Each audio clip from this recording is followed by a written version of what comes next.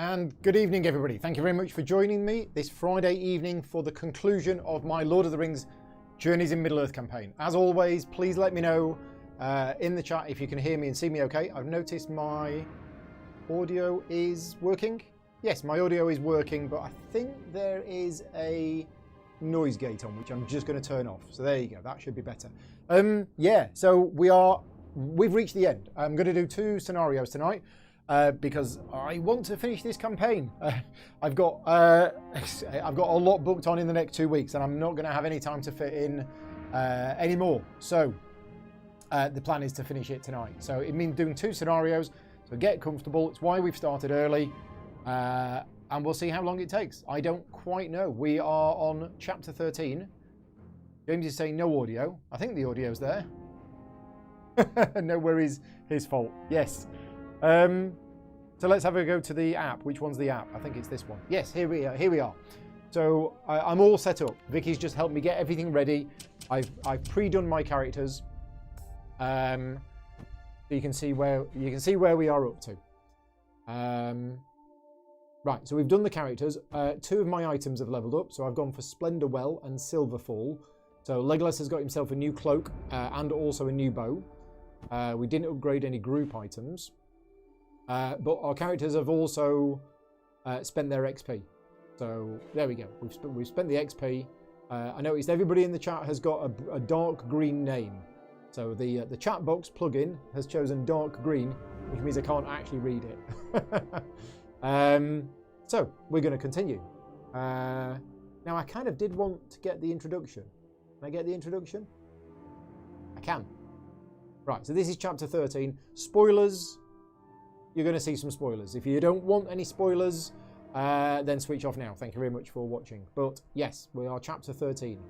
Is it going to say anything? I want some text.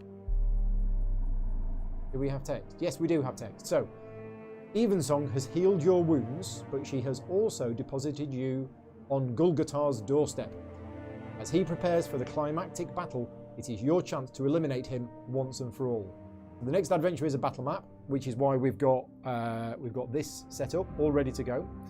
And if we actually lose this adventure, that's it. The campaign is over. So this might be a very quick stream. Now, it would be really disappointing for me, as well as you, if we were to lose this game and not get to the final chapter. But I will try my best. We will see what happens. We've also got Battle Cam all set up and ready to go. So hopefully that's all working. And yeah, let's crack on. We've done that. Just before we start, just a very big thank you to all of my Patreon supporters. I have been playing this campaign now for a few months. This is not a sponsored video in any way, so it's only made possible through the support of the Patreon campaign. So yeah, huge thank you to all of my Patreon supporters for making these videos possible. And if you like the content that I create, patreon.com/gamingrules is how you can support me. Right. Off we go. You feel fresh and ready. I don't. I've had a crap day. As the last strains of Evensong's melody fade from your ears, the lake's fair lady has somehow placed you in the heart of the Orc camp. And the Orc captain Gull-Gultar stands only a dozen strides away. Place the battle maps as indicated. Okay, so I'm turning these battle maps over. No, I've got them on the right side. Yeah, I got them on the right side. It's just theirs looks a lot nicer than mine, because we got all of the pretty foliage. Right, so let's continue. You check your weapons, your gear, and your resolve. Defeating Atarin's second-in-command will not be easy, but it must be done. So our figures start in the corner down here. Okay. I've got the side lighting on today as well, so it does make a difference. You see what it would be like without the side lighting, and that's with the side lighting. Right, so each hero scouts 3. There we go. Right, got my presets up. Who's in the chat? Andrew's in the chat. Brian's here. James is here. Kenneth's here. Hi, Kenneth. Tom's popped in. Hi, Tom. Looking forward to the last 2 episodes. Johnny from the Hexy Beast is here. Chris is here. Monique is here. Hi, Monique. Thank you for joining in. Mark is here. Jason's here. And who else did I see? I saw some other people earlier on. Game audio is quite loud. I can turn that down. The problem with it is there are certain points where it's loud and certain points where it's quiet. But let me show you what Legolas has got. So Legolas has now got a new bow. So whenever this bow is used to attack, I can discard a prepared card to convert all of my fate icons into successes, and then I get hits based on that. And his new robes or cloak is I can spend inspiration to prevent damage or fear, and whenever I suffer face down damage or fear, I can prevent one of it, and after setup I get 3 inspiration. So Legolas actually starts the game with 4 inspiration because he starts the game with resourceful because he's a hunter. And after you prepare this skill, you get an inspiration. There we go. So that's Legolas's start, and we are scouting 3. So which one of these do we want? Let's get rid of that mouse. Oh no, I'll need the mouse, won't I? Now I do like Tylus on the overland maps because then you can move around, interact, and do combat. I'm not sure we're going to need this in this one. We probably will, but we've got some successes here. So if I put these on top of the deck, then I'm guaranteed successes. And we're going to be in a fight. This is going to be a fairly combat-heavy scenario, I think. The last one wasn't really at all. We spent 90% of last scenario wandering around, not really doing very much. I'm going to put Tylus into play, and I'm going to put those 2 on top of the deck in that order. Right. Meanwhile, Gimli starts the game. So Gimli's equipment hasn't changed since last time. And even though I have 5 of these items, I can't actually use them all. Each of your characters can only start with 1 of these items in play. So Gimli started with the Undersun, which is a fancy name for a torch,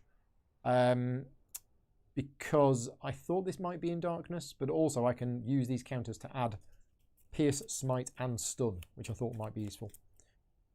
He can guard nearby heroes. Yeah, so he's all about damage prevention. So 1, 2, 3.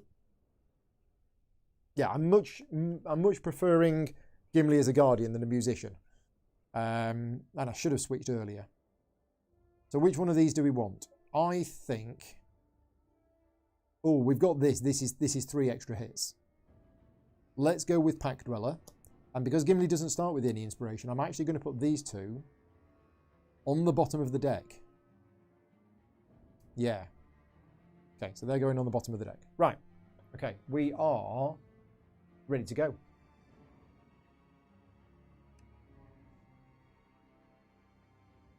So finally, you check your surroundings systematically. Knowledge of the land could be the difference between victory and death. Each hero gains 1 inspiration. Okay, so Legolas has got 4 of it. He's got it coming out of his ears. Coming out of his elf ears. In fact, he's got 5. He's got more. He's got as much as he can have. Favourite role for Gimli is captain. Okay. I've not. Yeah, I mean, I've not. I don't think I've played that one. No, I haven't. Right, place the following terrain. Oh, streams. I think this is new. I don't think I've used streams before. So we've got a stream here. And here. Here. Here. And 1, 2, 3, 4. Oh, there's one I'm missing. 5. There we go. I didn't see that one. Pop it on there. Okay, so 5 streams. A minor tributary of the river wends through the area. We have a pit. Is going here. The river has carved under the rocks, and part of the ground has collapsed into a sinkhole. And we have some walls. Sausages. Which is here, here, and then over here. Does anybody who's watching, I know a lot of you in the chat have this game and have played this game. Does any of you have 3D scenery for any of this? Because I have seen some 3D scenery that looks really nice. Is it a live stream? Good one, James. Yes, I think it is a live stream. Right, what's next? The Orc army has built up rough fortifications of mud and stone ripped from the riverbanks. We have a fire pit. He's going here. An enormous bonfire casts warmth and smoke over the encampment. And we have 2 mists.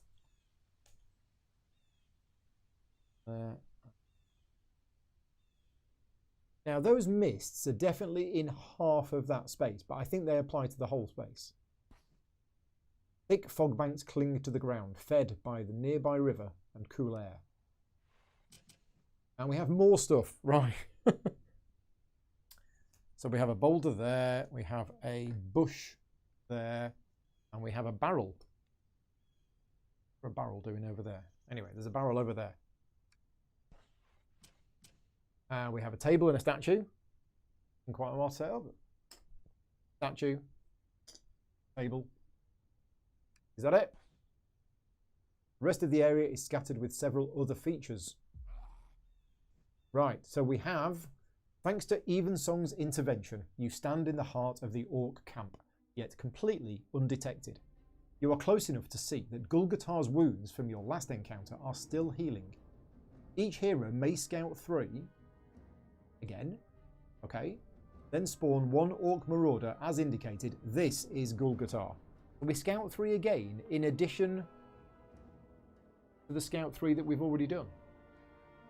Okay, right, which one is it? It is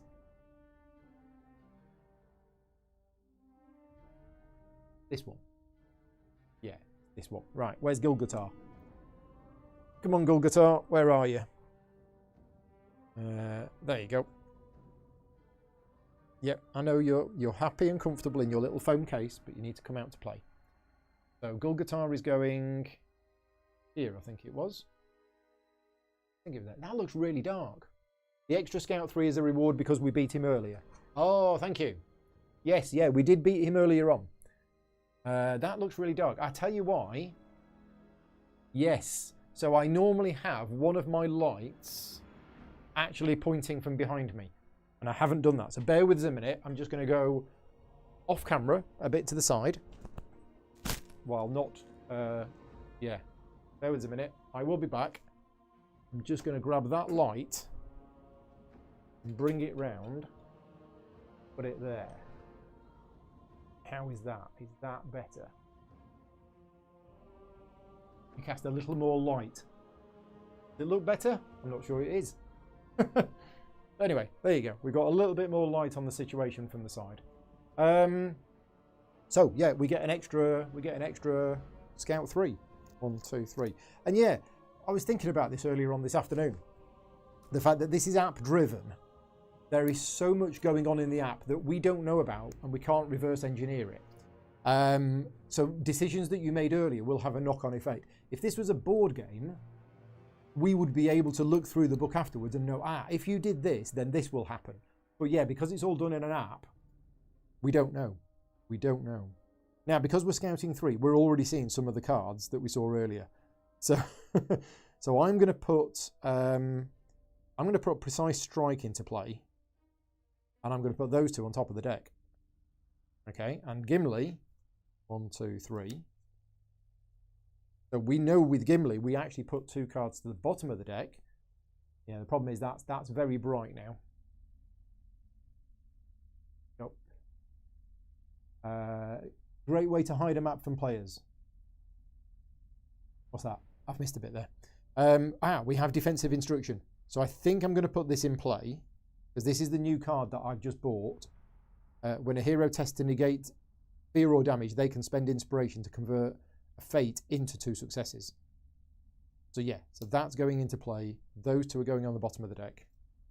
Right, there is the Scout 3. So that was the Orc Marauder. The white closes a skeletal fist against the rusted breastplate of his armour. I was of the royal bloodline of Arnor, but denied the throne in life because I rejected the despised gift of men. His bones rattle as he spreads his arms wide. But being denied that gift has made me the king of Arnor for far longer than any other. What gift can mortality truly be? Good point. He has a good point. A hoarse voice calls out from across the river. Legolas, is that you? And free? Cut me loose. These brutes slaughtered the rangers I was travelling with, and they mean to kill me. I don't know whether it's a man or a woman, which is why I'm doing a sort of in-between voice. I must make it to the front lines. Looking closely, you realise Halbarad, oh it's Halbarad, has been bound and left in a heap to one side of the encampment. You cannot let the leader of the Rangers die here. Okay, best not then.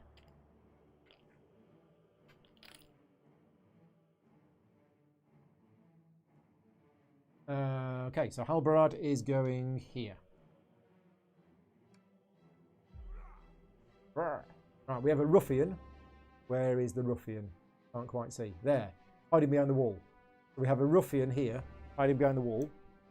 Right, which ruffian shall we have tonight? Ruffian number... let's have ruffian number 1 tonight, because he's got a nice shiny bald head and a new red leather tunic.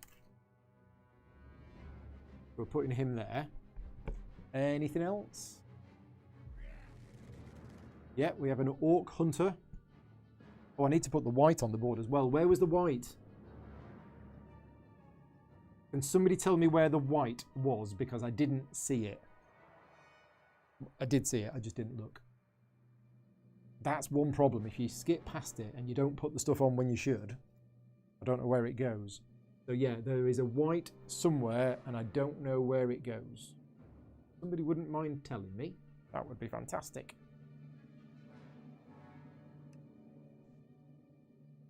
Okay, so yes, here's the overhead view.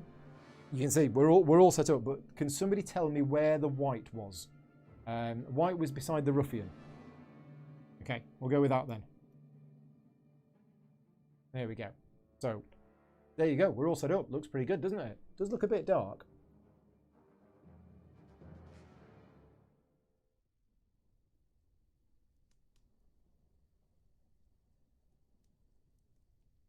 Just check there. Oh, there we go. Better, isn't it? Yeah, there you go. It's a bit better. Let me know if that's too bright. It looks okay on my screen. So yes, so we got lots of gribblies. We have Gull-Gultar here. We have a ruffian here. We have a white here, and we have an orc hunter over here, and we're here. Okay, right. So we have an objective, which is to save Halbarad and defeat Gull-Gultar. So Halbarad has been our ally in the past. If you can cut him free, he may aid you again in defeating Gull-Gultar and his army. And if you look at the threat meter, 4. So, yeah, that's going to go up straight away. Well, I mean, this is already very different from the previous scenario, where we didn't have any fights for absolutely ages. Russ is here. Hi, Russ. Russ has popped in. Yes, Russell was logged in with your other account. Thank you for joining in, Russell. Right, so we have an action phase. We actually have things to do. Now, I do need to read the rules on streams, because we've not come across a stream before. So I'm going to find the handy-dandy location cards, which we've carefully put to one side. Here we go. Streams. So the rules on a stream are... Can I read it if I put it there? No. After a hero moves through a stream, their turn ends. After an enemy moves through a stream, their activation ends. Okay, so basically it ends your turn once you cross it. The boulder, yeah. The pit. So you've got to be careful. If you move into a space with a pit, you have to test agility 2. If you fail, you suffer 2 damage. Okay. Bushes, yeah. Walls. Space is separated by a wall and not adjacent. We have a fire pit. We have a table, we have barrels, we have statue. Literally, we have everything. So these are all of the location cards that tell you what the different things do. We have every single one on the board for this particular scenario. Yes, you need time to put your armor back on. There you go. That was a thing from the previous one that happened. Actually, what I should have done is got some old D&D figures for these. It's a bit late now, considering this is the last episode in this series of videos, but. We are off to go. Who is going to go first? Notice my microphone's a bit low. There we go. Right. So, yeah, who's going to go first? I mean, Legolas can do lots of shooty-shooty. Or he doesn't have keen eyes. He's probably going to be all right going into here anyway. Yeah, so I think what we're going to do is we are going to I mean, we need to cross the river to save Halbarad anyway. So, crossing the river, crossing the stream, their turn ends. Well, that's all Gimli's going to be able to do, isn't it? Yeah, so Gimli's turn is actually fairly easy. He's just going to cross the stream and that's it. So I think we'll do Legolas first. So we're going to activate Legolas. We're going to do first action is we're going to shoot this orc here. Okay, so we have an agility test. 1, 2, 3, 4. And we got our new bow called Silverfall. And we have 2 successes. Now let's have a look at the enemy that we are trying to attack. It is this one.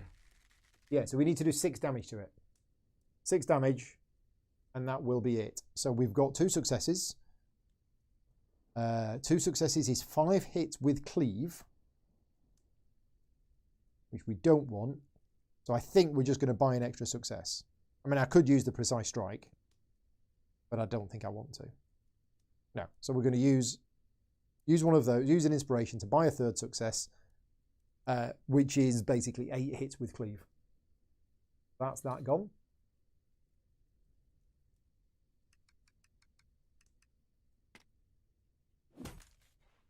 Now, that's probably going to say you or a nearby hero can gain an inspiration, so we're actually going to give that to Gimli. And that's the Orc Hunter gone. Very much. Right, okay, so that's Legolas's first action done.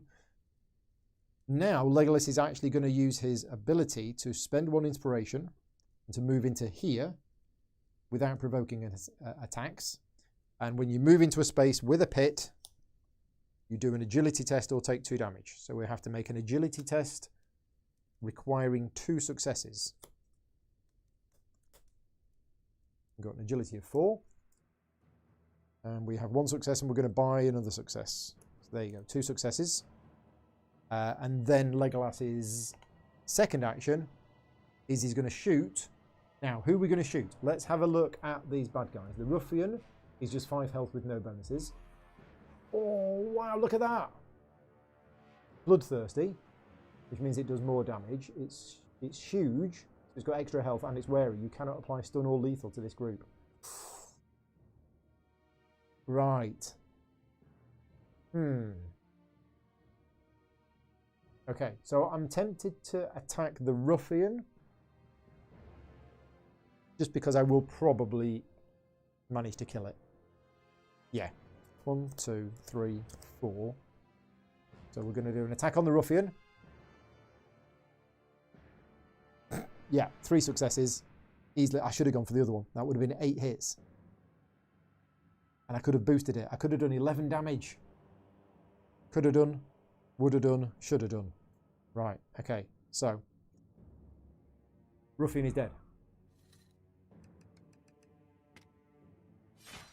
Now, I'm going to take the inspiration for myself this time, because I'm selfish. I think that is Legolas's go done. Oh, at the end of your turn, you can discard this skill to gain an inspiration or scout 1.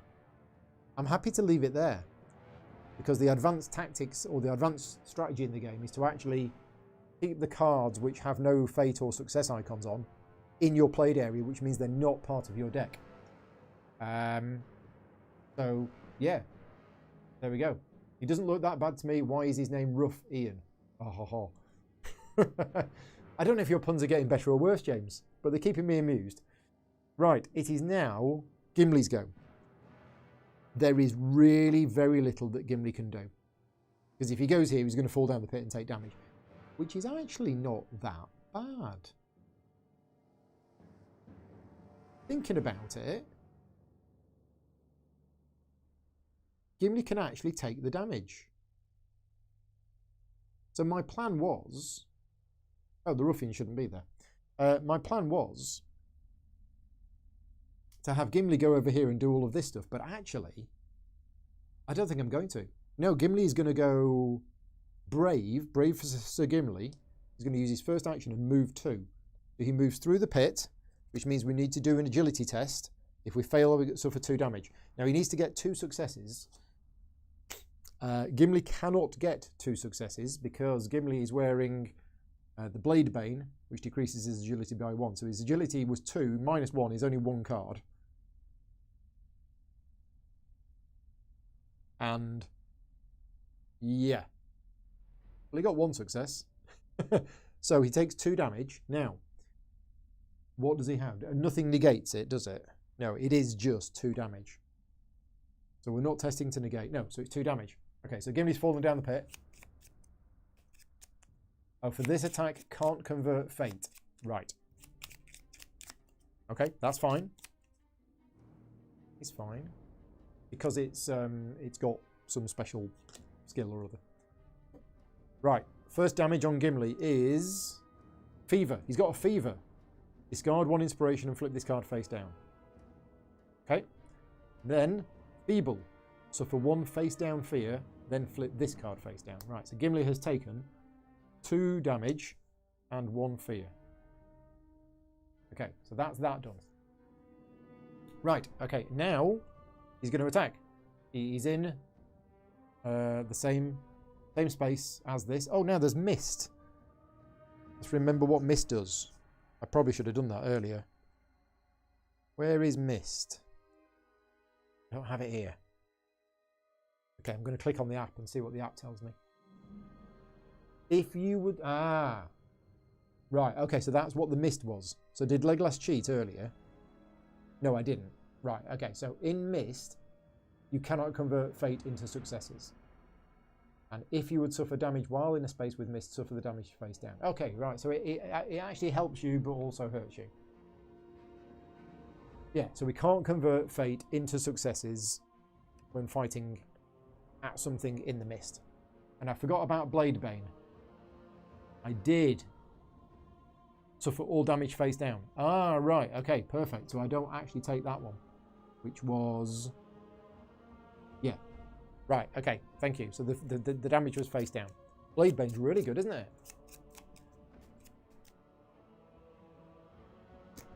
Okay. So anyway, Gimli is attacking. And we are attacking for 4. 1, 2, 3, 4. We can't convert fate into successes because we're fighting in mist. That light is... Get it down a little bit. Okay.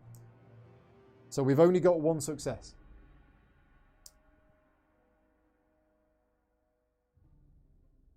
Which is a shame. Now we can add Pierce, Smite and Stun. But I think, didn't we say that the enemy was... Yeah, immune to Stun. I can apply Pierce, that removes armor, and I can apply Smite. I don't know what Smite does. Let me just look up in the book what Smite does. That's one of my favourite lines from Two Towers, where Gandalf uses the word smote. I smote him down. Better than smited. Smite, 59.6.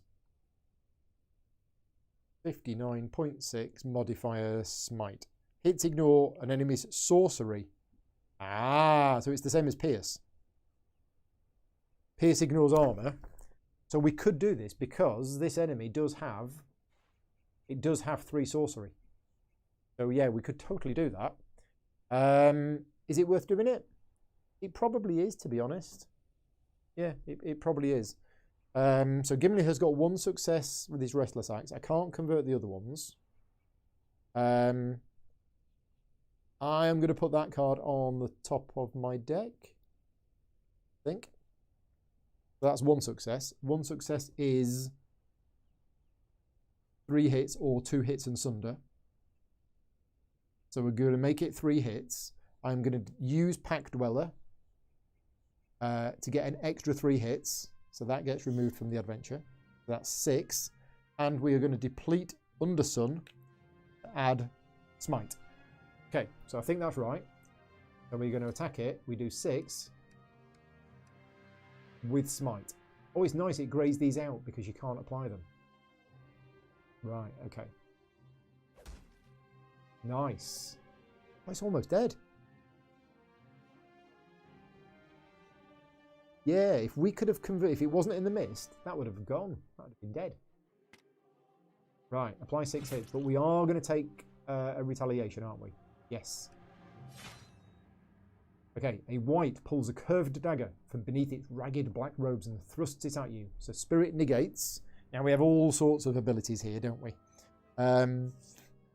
Whenever you would test spirit to negate, you can test might instead. When a hero tests to negate that, they can spend inspiration to convert that into that.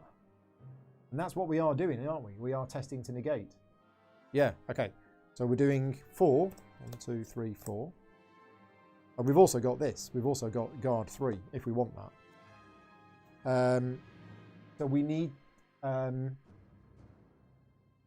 yeah, okay. So we got 1, 2 successes.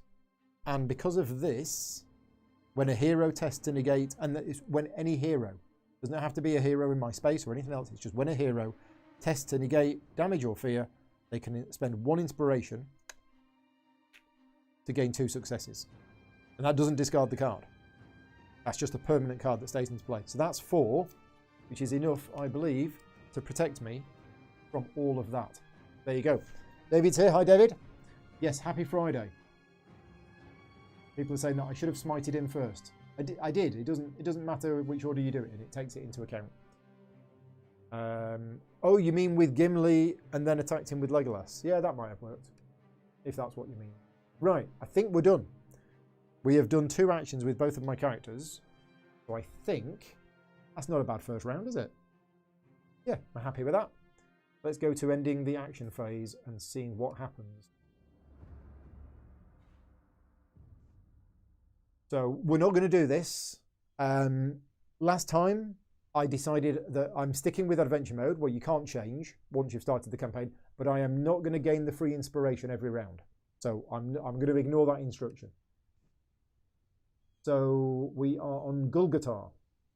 Gull-Gultar is moving 1 and attacking Legolas or the closest hero. There is no hero within range 1. Oh, there's a cross stream. Nice, that's not been there before. No target. Gull-Gultar takes a moment to assess your strength. Only after that, charging into battle. Move 3 spaces towards the hero with the highest might. Okay, so that is... there.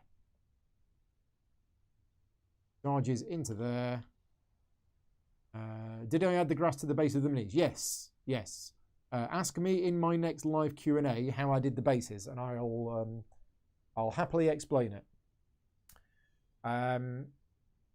Right, so that is Gull-Gultar done, and the Wraith couldn't do anything because it was already exhausted. The threat goes up by 4 and we trigger the first event. Gull-Gultar blows a mighty blast on his warhorn. Immediately scampering orcs and goblins assemble ramshackle contraptions around the encampment. The wood and hide structures are some sort of stationary slings trained on you, but they appear simple to operate. Perhaps you could turn them against Gull-Gultar. So we need some threat tokens. Exciting already. So we need a threat token there and a threat token in this area where we are. It's already very busy. And we have 2 goblin scouts hiding behind the barrels. Right, let's get the goblin scouts.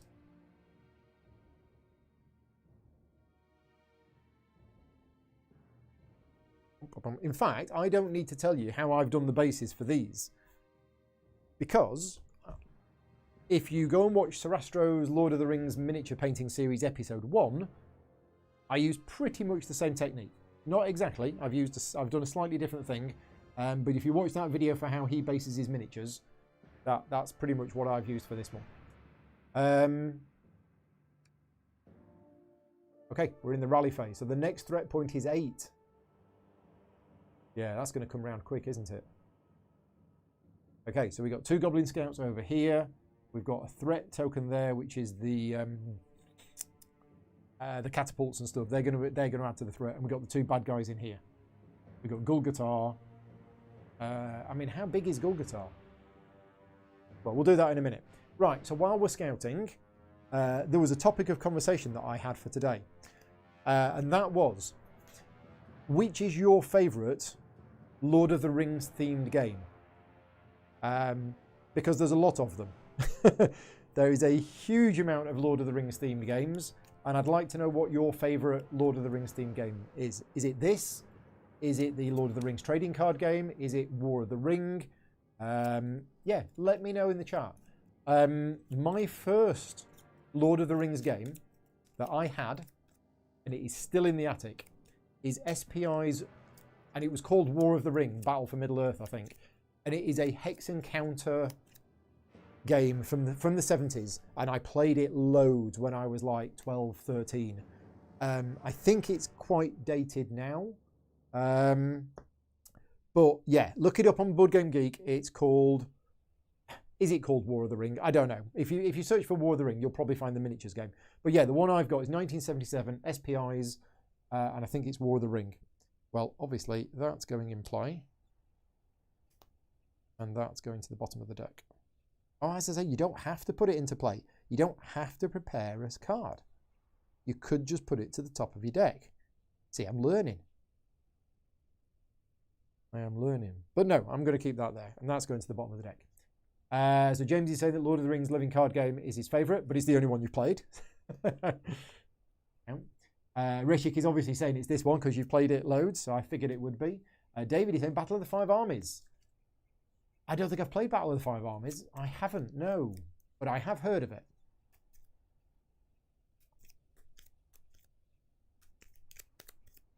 Yeah, somebody look that game up that I'm talking about and post a link to it in the chat. It might not show up because I might need to approve. I might need to approve the message.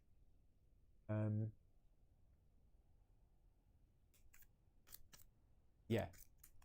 Because I know if you post links in the chat, it might not show up. But yeah, if somebody can find it and post it. It's a game which I've wanted to play again for a long time, but it's very old style, very old school. The rule, it's long, it's fiddly. The rules are a bit of a mess. Yeah. One of those very old school games, but I remember playing it loads of times. It's really fascinating. It really captures the feel of it.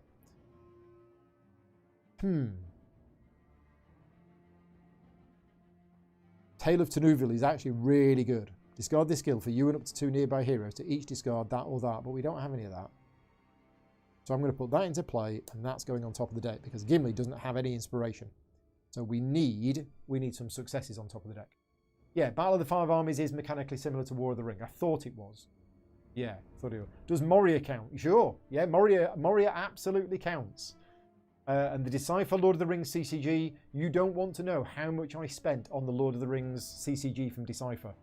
And I still have all of the cards in the attic. Hundreds and hundreds of them. Played it loads. Ran tournaments, everything. Yeah, it was okay. It was okay. But yeah, I played that one a lot. Right, what are we doing? We're here, aren't we? Next round. Action phase. Okay, so what we're going to do. We were looking up how tough Gull-Gultar is. This is easy. We don't need to rescue Halvarad. Should we just hit Gull-Gultar? But if we attack Gull-Gultar, are we going to get attacked by the Wraith in the same area? What's it called? Is it called Attack of Opportunity? I think it's called Attack of Opportunity. Attacks. Counter-attack. That's what it's called. Counter-attack. 21. I think it's only if you move out or if you...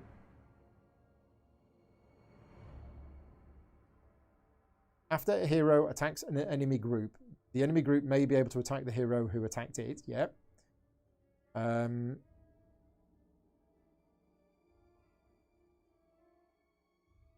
Where's the bit about moving out? I'll look at the chat. You don't provoke on attacks, right? But you do if you move out, don't you? That's it. Is it called provoking? Provoking, yeah, 71. So you don't provoke when you attack, but you provoke if you do something else. If you move out of a space that contains enemies, or if you want to perform an interact action. Right, that was it. So yeah, I think, should we just go for it? Or should we try and get rid of the white? Or the Wraith even? We could get rid of the Wraith. Yeah. Now we're in the space with mist.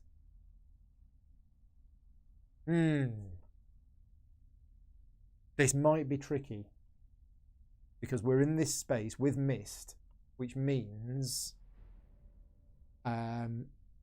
we can't convert fate into successes. Now, Gimli doesn't have any inspiration anyway. Interesting. I think we might do Legolas first and we might shooty shoot because then that's not going to provoke attacks.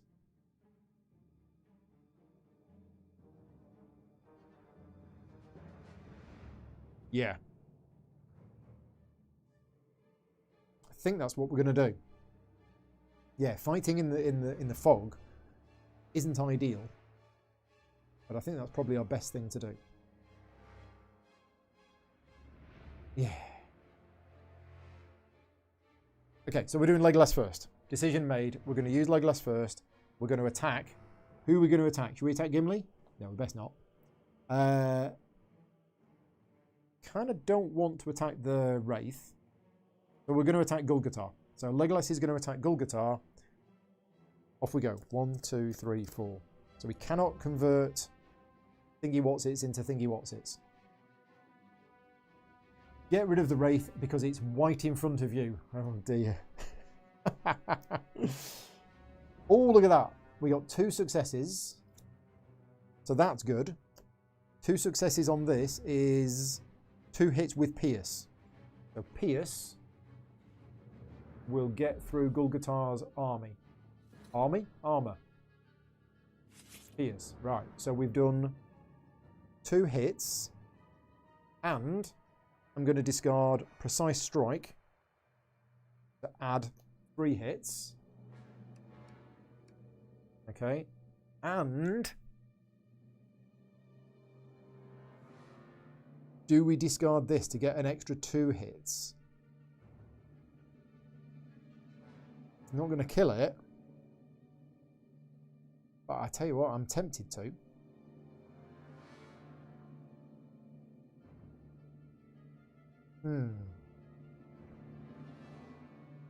Yeah, I'm going to. I'm going to discard Honed Instinct for an extra 2 hits. Okay. So apply the hits, yes.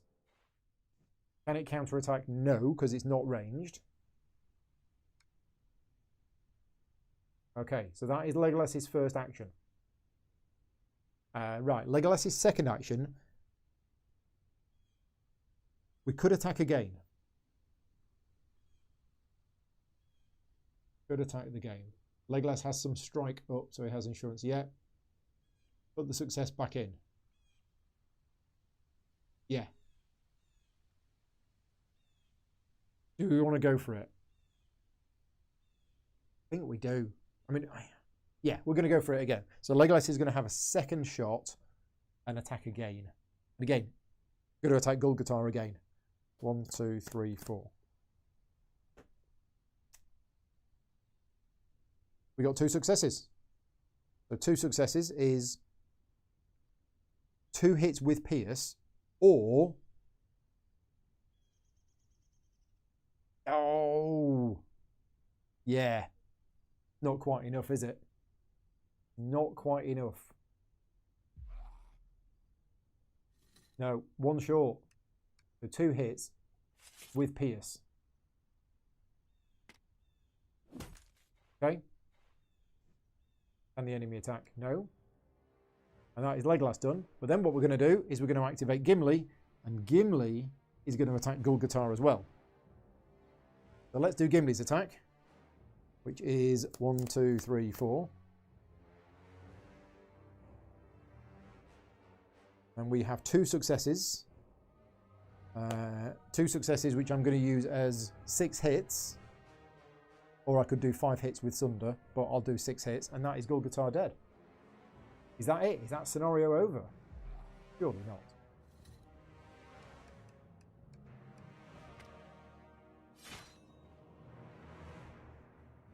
Remove Gull-Gultar, gaining inspiration. Because last time we did this, he came back. Gull-Gultar has fallen, but you hear him chuckle, then laugh, then roar. My master would never allow me to be defeated so easily. He will rule over all of you maggots. Gull-Gultar rises once more, wounds closing before your horrified gaze. You notice the white guard has bowed over, somehow affected by this sorcery. Place Gull-Gultar back in his space. Gull-Gultar cannot be defeated until his bodyguard is killed. Okay. Right, so that was Gimli's first attack. Let's have a look at Gull-Gultar's health. Okay, well, it's smaller than it was. So Gimli is now going to use his second action to attack the Wraith. Okay, so 1, 2, 3, 4. And we have a grand total of nothing. Yeah, now, there should have actually been one. I should have put one of those on top of the deck. So there's one success. I'll just put that there. Yeah, so I've got one success, which is 2 hits with Sunder. So Wraith, yeah, 2 hits with Sunder is not going to do much. In fact, no, Sunder's no good at all. So it's 3 hits, which does nothing. Yeah, needed an extra success.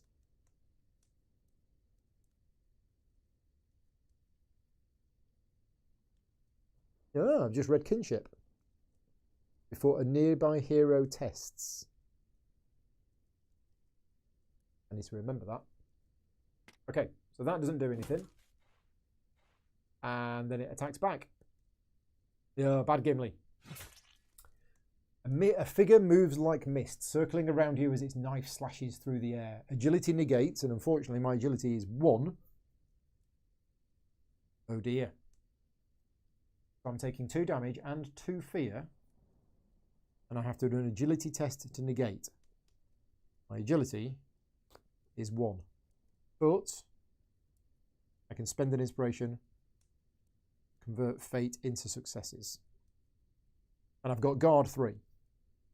So we might be using the guard 3.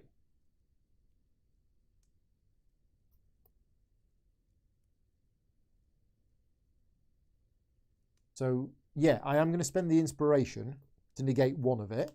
Because I'm going to lose the inspiration anyway. And then I'm going to use this. So discard to prevent 3 damage for a hero in your space. Yeah, so there you go. That's the damage prevented. Nice. Okay, so I think, and then we don't have to discard the inspiration. I think we're done.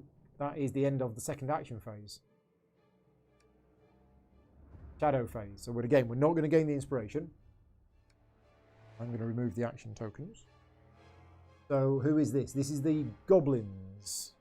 So the goblins are over here. And they are moving to and attacking him. So it's getting a little bit friendly here. All getting a little too friendly.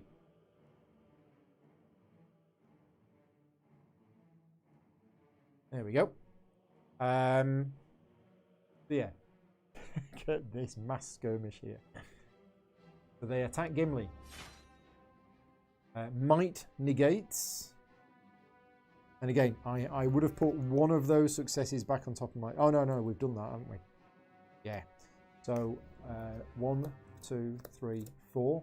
Gull-Gultar is like whack-a-mole. Yes, we're running around and bopping him on the head.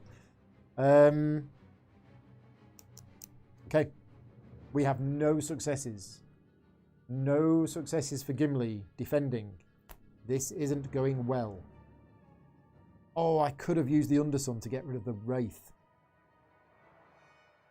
Ah, you idiot, Grogan.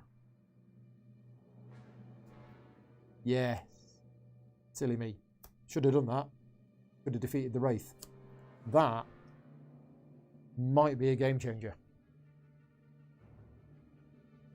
So we are taking 3 damage, but it is all face down. Because of the Blade Bane, it's all face down. But that's 3 face down damage. So Gimli has taken 5 damage out of a maximum of 6. Ouch. Is it worth rescuing Halbarad? I was going to, but he had a funny accent.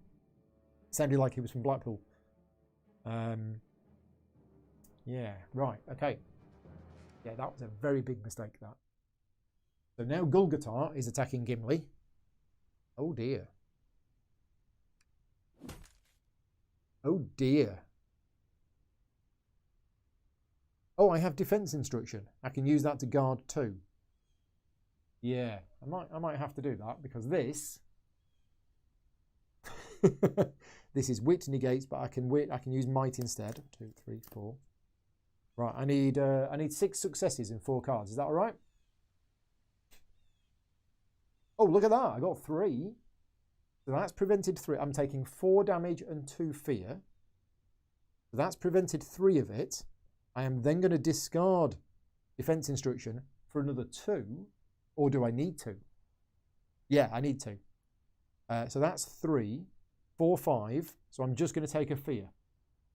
And the fear is rage. Keep this card face up. You cannot prevent damage. When you attack, add 2 hits. Right. Gimli's angry. He's very, very angry. Mr. Gull-Gultar, I'm looking at you. I'm very angry because I forgot the torch that I was carrying around. Now, is that it? I think that's it. Threat goes up by 6. Oh, it's the next threat level. So we get an Orc Hunter. Now, we just happen to have an Orc Hunter. Where's it going? Oh, no, it's not going here, is it? Oh, this is silly. It's going in exactly the same space, so it just pops out of the mist. Legolas is like, can I come to the party? It's like everybody else is here. And we have 3 Goblin Scouts on the indicated space. Right, this is getting tough. This is getting very tough now. I'm happy, though, that I'm actually using my a lot of my miniatures. Because in previous adventures, I mean, I spent weeks and weeks painting these. And in previous adventures, it's been like, add 1 ruffian to the board who lasts 5 minutes and then dies. Whereas this time, okay, the ruffian did only last 5 minutes, but this time, these other ones have actually lasted quite a while. Okay, anything else happening, or is that it? That's it. Right, rally phase. So I'll do the scouting too. Did we have, what did we have from the previous discussion? Maybe I should have crossed the river, yeah. About favourite Lord of the Rings games. Has anybody looked up that one that I mentioned and posted a link? No, nobody's looked it up. I'll have to look it up at the end. But I have a hankering to play it again. And it's probably on Tabletop Simulator. Probably is. It might even be called Lord of the Rings. Because this was pre-getting approval to do things. And I'm pretty sure it wasn't an official game. I don't know. I don't know. But yeah, it's still in the attic. I think most of the bits are there. Yeah, right. Okay, let's have a look at Legolas. Gimli has no inspiration, so the last stand is scary. Yes. Yeah, negate tests are optional. Oh, right, okay, that's useful to know. Well, we have Precise Strike. We have to put Precise Strike into play because then I can start using it with all of this. Yeah, and this has two fate icons on, so that's going on top of the deck. Because I've got inspiration. I'm inspired. Right, okay, Gimli. Gimli! David's watching on his phone at work. Shh, don't tell the bosses. I'll keep my voice down. Can't look anything up at the moment. It's absolutely fine. Absolutely fine. I will look it up later on. And then I'll probably go to bed with the rule book and read it and go, how did we ever play this? You know, I've been reading some rule books from games from the 80s. And I read the rule books and I'm like, how did anybody ever work out how to play these games? It's just, I think we're spoilt these days. You know, and I'm the first person to criticise bad rule books these days, but compared to some of the rule books we had 30 years ago, they're a dream. Right. When you test agility, discard it and add 1. When you test might, discard it and add 1. We're having that. And that's going to the bottom of the deck. Okay. This is the round. We're going to win. Totally going to win. Action phase. Right, who are we going to do first? We're going to do Gimli first, and Gimli is going to attack the white. Yep. First action, Gimli attacks the white. Wraith, whatever it is. I think it's a white, isn't it? What is the difference between a white and a wraith? Don't give me the D&D stats.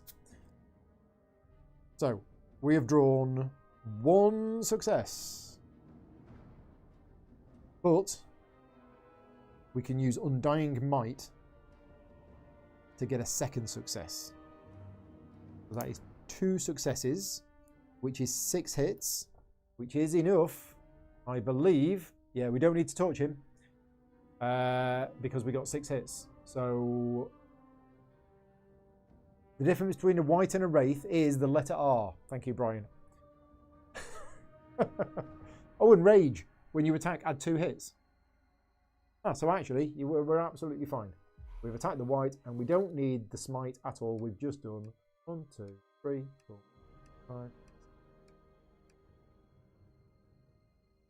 That's it, isn't it? 6, 7, 8. Yeah.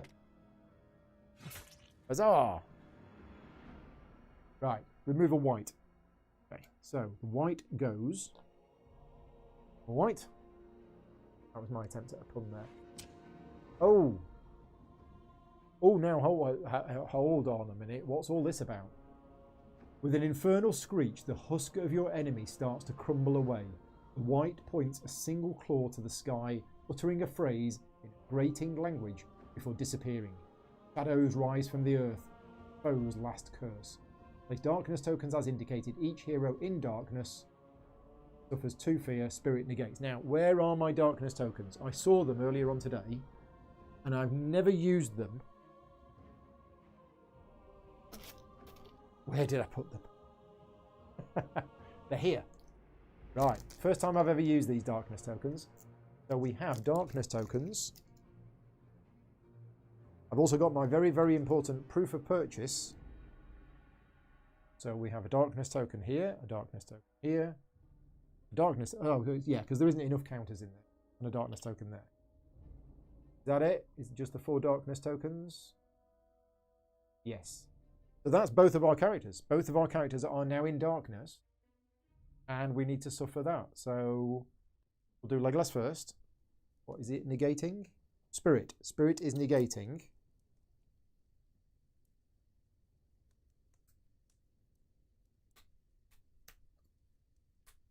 Okay, so we can buy 2 successes. Oh, when you suffer damage or fear, you may spend 1 inspiration to prevent 1 of it. Okay. And before you suffer face down, you may prevent... Right, so I can spend 1 inspiration to prevent 1 of it. That's basically like buying these, isn't it?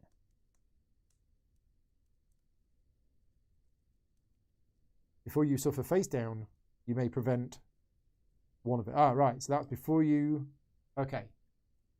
So this is 2 fear. I think I need to spend 2 inspiration to not get the fear. Yeah, I think that's what we're doing. Not got any bonuses for that? Nope.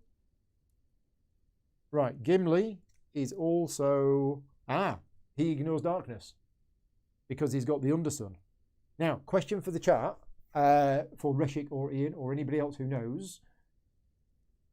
If I deplete the torch, again, does that mean it's flipped face down, which means it's no longer gets its special ability? Is that true?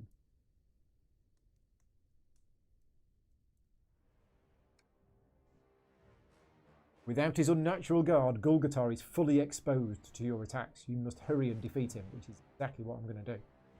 Might even do it now. Yeah, so Gimli has 1 action left, so Gimli uses his second action to attack Gull-Gultar. If fully depleted, you ignore everything on it, including the passives. I thought so. I thought I'd read that somewhere. So, yeah, Gimli is going to attack Gull-Gultar, and off we go. Now... Yeah, wow. Okay, so...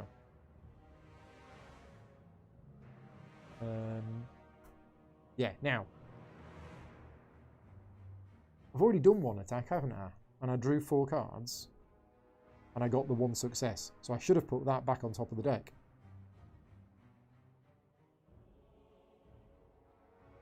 Why are there 5 cards in Gimli's discard pile? Oh, because I discarded Undying Might. So the Restless Axe would be on top of the deck. Keep forgetting to do that. Yeah, okay. So we're attacking Gull-Gultar. Off we go. 1, 2, 3, 4. And we're in the mist. Oh, look at that. Oh, I've got a good feeling about this. This is 3 successes. 3 successes with the Iron Hills Battle Axe is 8 hits with Sunder. Let's have a look at Mr. G. Yeah. Sunder. And then 1, 2, 3, 4, 5, 6, 7, 8. Remove Gull-Gultar. Again.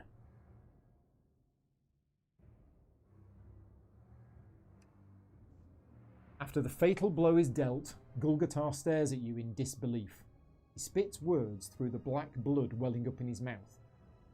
After all that, I will not see Atarin's rule. His victory is assured. I wanted to be at his side. You wait on guard for another heavy tricks, but this time he's actually gone. With their leader fallen, Gull-Gultar's troops begin their rout before you even turn your weapons upon them. Once they are cleared from the area, you are able to meet with your allies. Halbarad, who says, "Oi, why did you leave me over here on my own?" gazes over the wreckage of the encampment, solemn, even in victory. I will gather all the warriors I can. Atarin is marching to battle still. Many of the orcs that flee here will join him. I hope our strength will be enough, but many more will die before this is ended. With that, the man clasps your hand. Thank you for saving my life, even though we did nothing and just left him. I will meet you at the front lines. The heroes win! You have saved Halbarad and defeated the orc captain Gull-Gultar. Lore increases by 4. Each hero gets 4 experience points. Awesome! Right. Chapter 14. That was only an hour, so we're all right. We're doing okay. We are now going into chapter 14. This might be a long one. I've no idea. Absolutely no idea. Bones of Arnor, chapter 14. The enemy's forces gather for Atarin's final masterstroke. Your victories thus far have weakened your enemy and gained you allies, but it will be for naught if you fail now. We have a journey map. This is the finale. Win or lose, the campaign will end. Are we all ready for this? Yeah, I don't have to worry about roll XP. Oh, pick your rolls based on which green cards you want. Yes, well, I'm just going to stick with what I've got because I don't want the hassle of having to look through the cards and learn new ones. But we do have some more items. The Iron Hills Battle Axe is upgrading into one of those 2. Okay, so I need to dig out from the equipment, which is not here. Is it here? Yeah, so we need either... Can we have some Butterbur biscuits instead? What have we got? Honornell or Grief Bearer?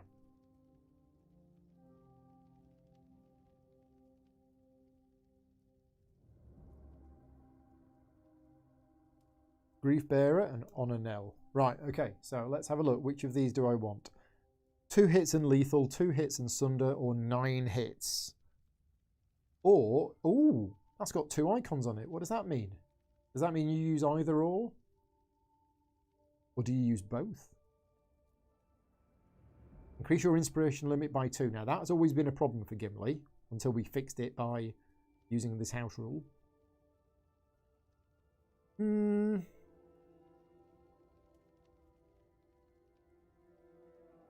not sure which of those we want. David's got to go. Thank you for joining in. Jason's just brewed a fresh pot, ready for the finale. Okay, so this means I can choose. Well, I'm never going to choose the spirit. I think we're just going to go with Grief Bearer. Nice and simple. So the Iron Hills Battle Axe is out.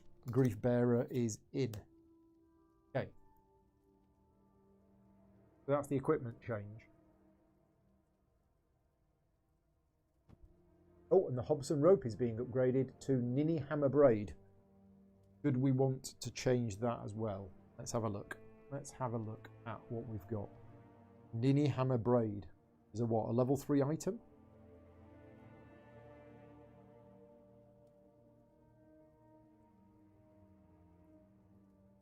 Yeah, see, there's so much content to this game that I'm not using because I'm not using the other characters. definitely could replay it. Absolutely could replay it. Different choices, different decisions, and then, yeah, different characters. So I decided last time not to use the Hobson rope. But the Hobson rope is going and Ninimar braid is going in.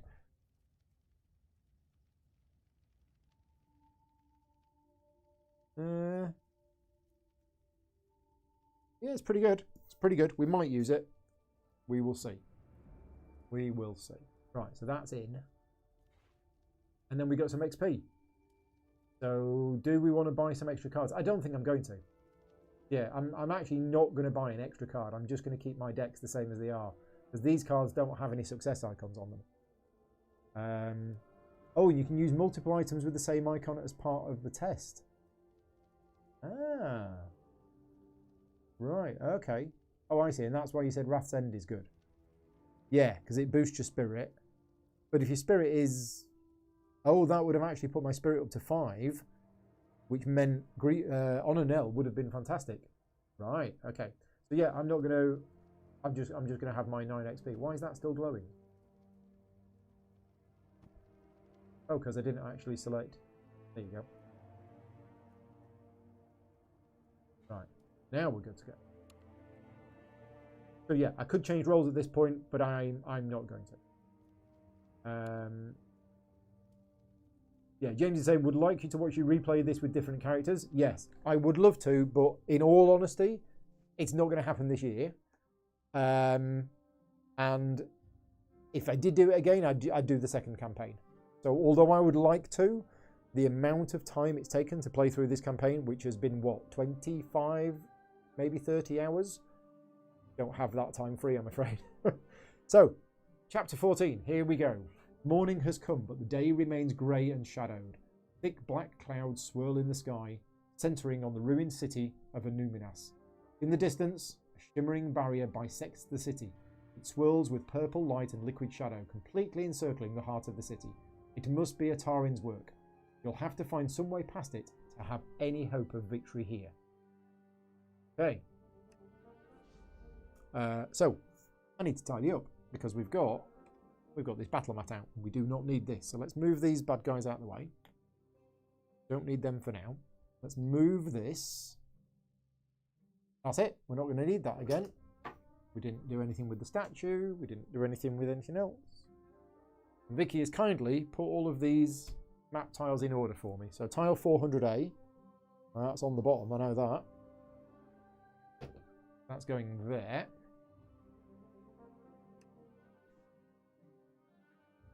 One. You pause to rest at a waterfall where you have a good view of the city on the edge of the lake. Already, Atarin's forces patrol the borders of the city. If he completes his ritual, all the dead of Arnor will join them. Hopefully, Halbarad is somewhere nearby, as you arranged beforehand.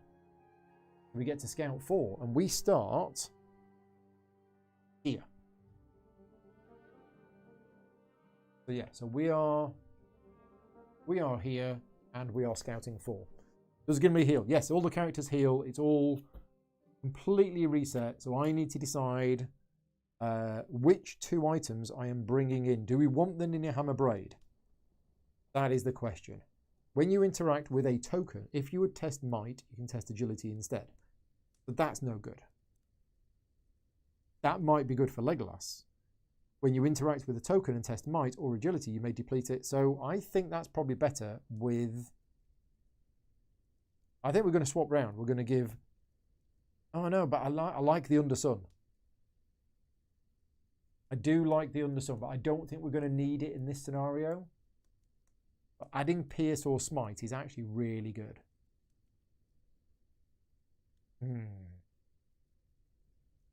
Okay, no, we're going to have a change. I'm going to leave the torch at home. We are going to put the Ninjahammer Braid on Legolas and the Dusk Treaders on Gimli. I'm going to sneeze.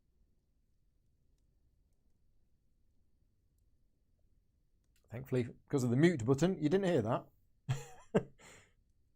I sneeze very loudly. Vicky asked me the other day, well, she said if I had a superpower, it would be sneezing. Because, yeah, I have an extremely loud sneeze. Right, we are looking for Guardian 1. Guardian 1. So Gimli starts with no inspiration. Legolas starts with 4 inspiration. Not inspiration. Inspiration. Okay. And we are scouting 4. Yeah, time to wander around and look at things for half an hour. Maybe not more. Torch is still good since you have no smite access and the end game is full of sorcery. Oh, in that case... Yeah, I figured it probably would be. Okay, let's go with the torch again. Thank you for the advice. Yeah, I mean, thematically, I kind of knew that there was going to be... I knew there was going to be sorcery. Jonathan said he still heard it in Wales, even with the mute button. Yes, as I say, I do have a loud sneeze. We got 1, 2, 3, 4... Yeah, we're good to go. Right, okay, so we'll do Legolas's preparation. Okay, 1, 2, 3, 4. Pop.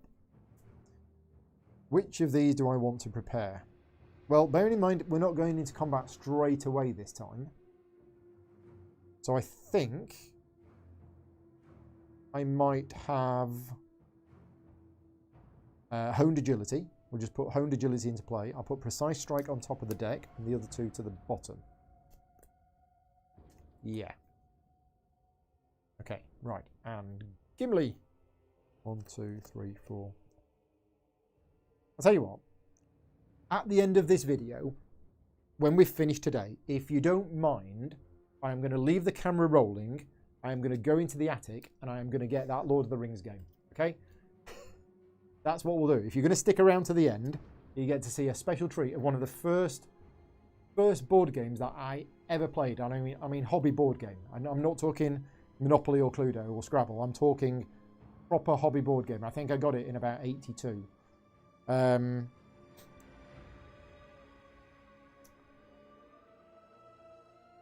Right, so Time of Need is quite nice.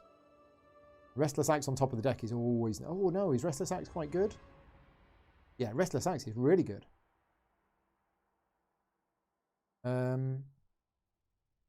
Now, Firegiver, you were saying I don't have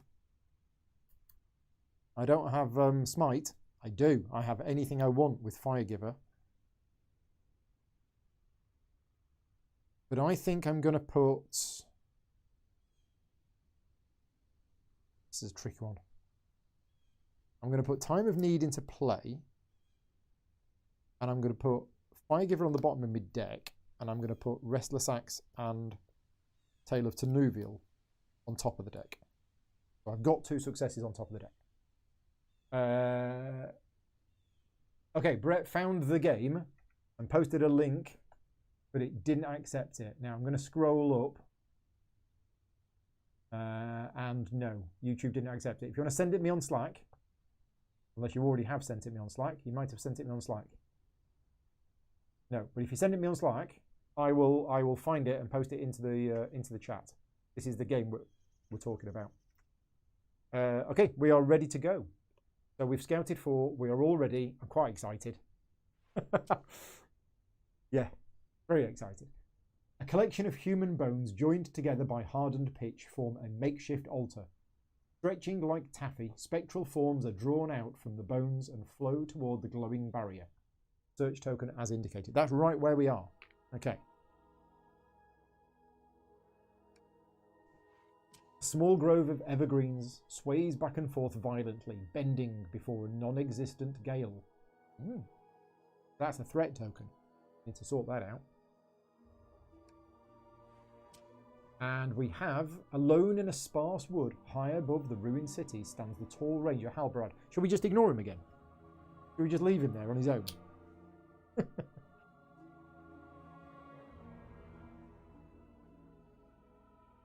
Right, okay, so I'm going to put a link in the chat. This is the game that I've been talking about, that Brett's found on Board Game Geek. And yeah, I think it was called War of the Ring.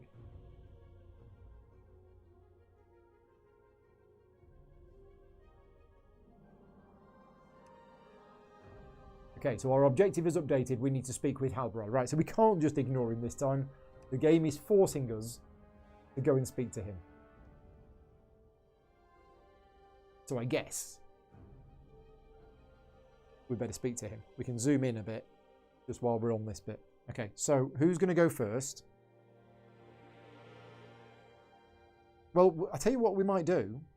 I might use Legolas to, first of all, interact with this token. So a collection of human bones joined together. Yeah, let's destroy him. Don't know what this is going to do, but we'll destroy them anyway. You attempt to dismantle the altar. It's a might test. Would be a might test, wouldn't it? So we only have a 2 might. But whenever you interact with a token, if you would test might, you can test agility instead. There you go. So 1, 2, 3, 4.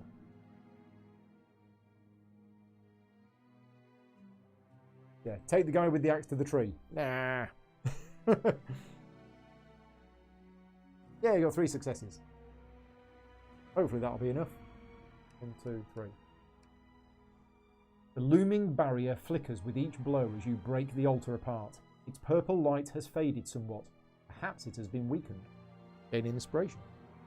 5 inspiration. Discard the search token. Oh, okay, right, that's that done.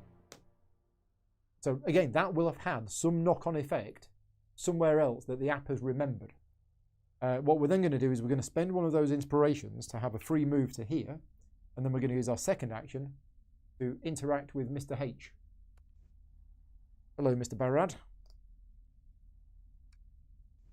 Greetings, friend, says the Worn Ranger as you approach with a very different accent from last time. He does not lift his eyes from the soon-to-be battleground below, and his hand sits restlessly on the hilt of his sword. We are prepared and waiting. There, beyond that tree line, clad in grey, do you see them? They are ready for my signal. And there, he says, pointing out to the lake, many more are moving across the waters even now, ready to strike at our enemy's side. Our foe is greater in number than I had hoped. We will engage Atarin's host. You must press on and bring justice to the villain himself. Let the assault begin. We must work together in the coming struggle. Without your aid, my rangers will perish. Without our aid, you will never reach Atarin. Okay, so 302B is going here. Yep, zooming out in a minute. And anything else? Yep, 301B. Oh, it's so good having these in numeric order. 301B is going...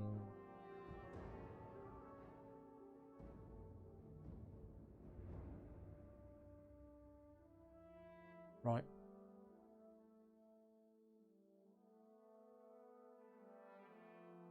Not right. That's right. Yes. 301B. And 2 exploration tokens.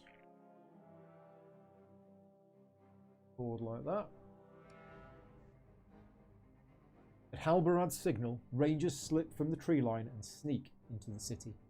On the lake, what you first took to be shadows revealed themselves as narrow-hulled craft, each rowed by a half-dozen rangers, rushing for the far shore. A horn sounds from within the city, then another and another. The battle has begun. Right, our objective has been updated. We need to join the battle, fight your way to Atarin before the ritual is complete. So this is a really interesting scenario. This is like a big war type thing. We're going to have something happen at 10. The grumble of thunder above is met by the beating of drums below, and something's going to happen at 25. Okay, so that, I believe, is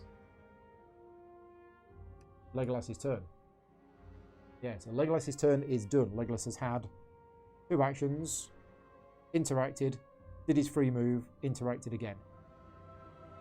So let's do Gimli. Gimli's first action is going to be to move into the area with the threat, and the second action is going to be to interact with this threat token.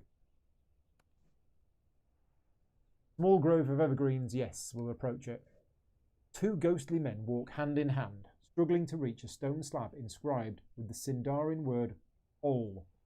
An endless cavalcade of skeletal wraiths attempts to tear them apart. The violence of their struggle engulfs the entire wood in an ethereal gale. So, we have our first interactive choice of the evening. This is up to you. We can stand with the couple or banish all spirits. If you want me to stand with the couple, put the word stand in the chat. If you want me to banish all spirits, put the word banish in the chat. You have 1 minute, and then I will go with whichever option has the most choices. Just get this bit of plastic off my foot.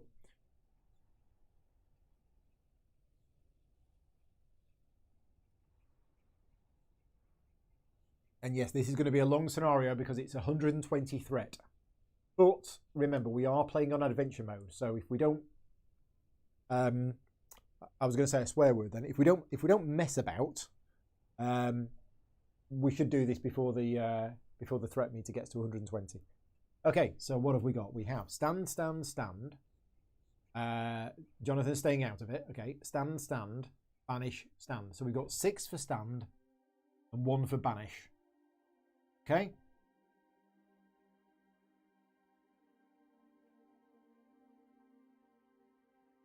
I just spotted Neil's here in the chat. Hi Neil, thank you for joining in. Is that about a minute? The chat's gone quiet, so I think that's probably it. So we're going with stand. We are standing with the couple. You stand before the ghostly couple and step forward, offering them some respite from the keening assault of the wraiths at the expense of your own welfare.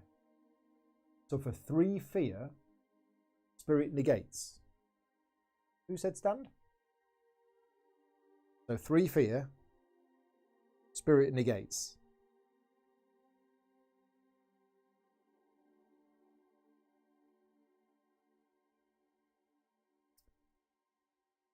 So if you would ever test that or that to negate, which I am doing, I can test might instead. But my spirit is 4.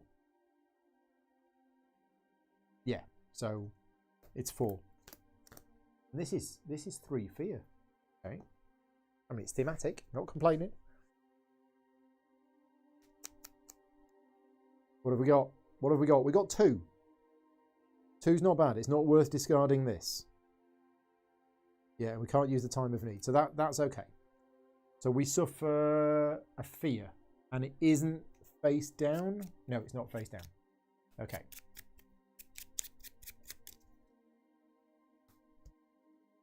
Surrender. Keep this card face up. If you would discard a face up fear, flip it face down instead. Okay, fine. All right, not scared. I think that was it. Yeah, that was Gimli's second action. So we've done that. What happened? The piercing wail of the restless spirits crescendos, then begins to fade. One by one, the ghosts grow quiet and sink into the earth. You turn to see the ghostly couple kneeling before the stone tablet, one hand touching the glowing Sindarin runes and the other clasped between them. Their eyes close and they seem to sleep. Become determined. Now these are more cards that I haven't actually got with me. They're in a big pile here. Threat decreases by 4, and then remove the threat token. So that was all right. Right, so where are these cards? They've got a green thing on the back. Now, I think I remember what Determine does. That's the one that you can discard to remove any number of cards and draw replacements. I think. Here? Yeah, here we are. Oh, and I found the mist card. So, Gimli is determined.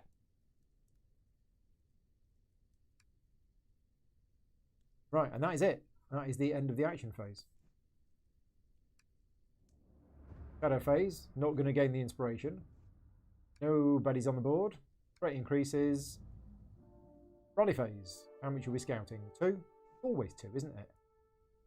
Yeah, so we are scouting 2 at the end of the round. Okay. Right, what's happening in the chat? Ring mail on Gimli is kind of bad because it only helps for wits and wisdom negate tests. Yeah. There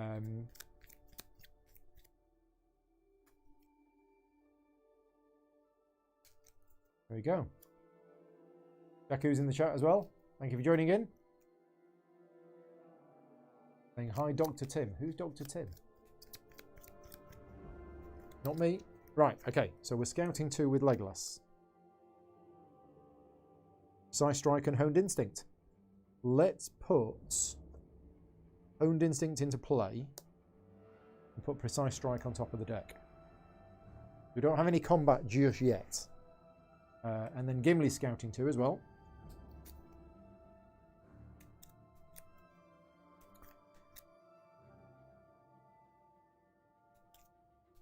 But yeah, if any of my Patreon supporters want to check out that game that I mentioned, that War of the Ring, if anybody wants a game of it at some point, as I say, I'm sure there is a tabletop simulator mod, because I think my physical copy probably has cards missing. Yeah. But it's a cross between the Lord of the Rings story with the Fellowship trying to get to Mount Doom and a war game, because as the game goes on, you mobilize all of the armies across the board, and it turns it into a war game. I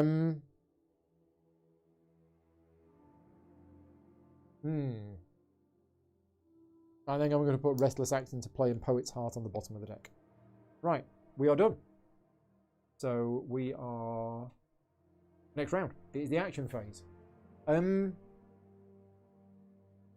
Shall we do Gimli first and see what happens? Because Gimli could go here and then here. Yeah, so we're going to do Gimli first. Gimli's first action is to move to here, which explores this area. Judging by the remaining ruins, there used to be a shrine of some sort here, with many storage rooms surrounding it. Okay, what have we got? A small group of rangers has taken cover in a gully. With orcish arrows falling around them, they cannot advance. Yeah, this is interesting, this scenario. Lots of different things going on. A few rangers have been captured and are bound at the bottom of a shallow pit. Go and rescue them.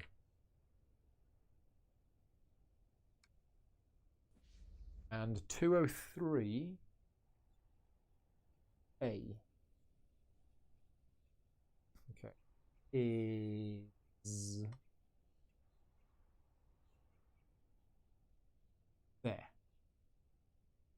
Have this ravine or gully there that we can't cross. Oh, and also 201A, which is this. Is going there. There. There. Oh, and 206B.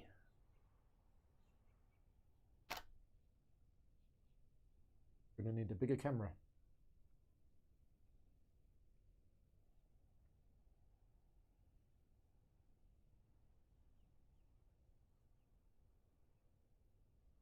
Yep, that's it.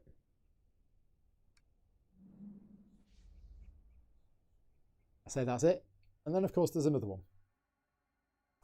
305B, fill in the gaps. 305B goes in there like that. Nice, right. I've got a big area to explore. 4 exploration tokens. 1, 2, 3, 4. Right, okay. Your journey continues. Right, okay, so Gimli has had one action. Yeah, we're going to have to zoom out. Is that the zoom out? Yeah, zoom out. So, yeah, Gimli's had one action. And has used one movement point. So I think we are going to use our second action to try and rescue these ear rangers. A group of orcs stands guard over the rangers, but Atarin soldiers are staring in wonder at the mystical barricade, completely distracted. Okay, we have another interactive choice time. So, slay the orcs quickly or sneak the rangers out. Your choice. I say your choice. Remember, this is Gimli. Gimli of 1 agility. In case that influences your choice. Slay or sneak. Are they called Chip and Dale? Rescue the rangers. Yeah. So yeah, slay or sneak. Bearing in mind Gimli's got 1 agility. Not that I want to influence you. But please don't pick Sneak. I mean, it's Gimli. Of course he's going to be slaying them. I'll give the chart another 15 seconds. I suspect. Slay, slay, slay, slay, slay, slay, slay. Giblux says Sneak. Joking. Slay. Yes. Okay, so we're going to slay. Slay the orcs quickly. Oh, you're kidding. It's an agility test. What? Oh, I give up with this game. You stalk forward, moving carefully with the weapon at the ready. I said slay, didn't I? I'm pretty sure I said slay. Okay, so we're testing agility. If you have a one-handed item equipped, add 1 success. No, I have a two-handed item. This couldn't be much worse. This could not be much worse. So yeah, we're testing agility. So we have 1 card. It's a success. Oh dear. Well, we can tell this isn't going to work. I can't boost it, can I? Nope. Your first attack fells an orc, and for a moment, it seems your gambit will work. As you step toward the second orc, he turns and sees you. He draws his weapon and roars, attracting the attention of the rest of his unit. 2 move to challenge you with drawn swords, whilst the rest knock thick arrows and loose them into the pit where the rangers were held. Unable to save the rangers, you turn and flee. Oh dear. Right, that didn't work, did it? So for 1 face down damage and 1 face down fear. Discard the search token. Sorry. If we'd have known it was going to be an agility test, we wouldn't have chosen that option. Right. So Gimli still has 1 movement point left. Now, based on the map, I don't want Gimli to go down here because he'll just get stuck and then never be able to get out. So we're going to send Gimli over here, and let's not mention anything about the Pit of Rangers, okay? Shh, between me and you. Good job this isn't going out live, so nobody saw him do that. Yeah, you're all right, Gimli. Your secret is safe with me. Right, Legolas. Well, we should move 2 and probably interact with this, because this is a something. So yeah, we'll go 1, 2 and interact with it.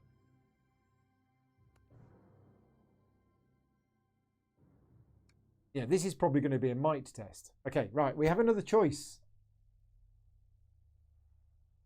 Which one do you want me to do? Do you want me to lead and escape or crush the foes? So it's lead or crush. They are the 2 choices for this test. Could it be worse? Couldn't be much worse than that one. We ran away, the rangers all died, and we took loads of damage.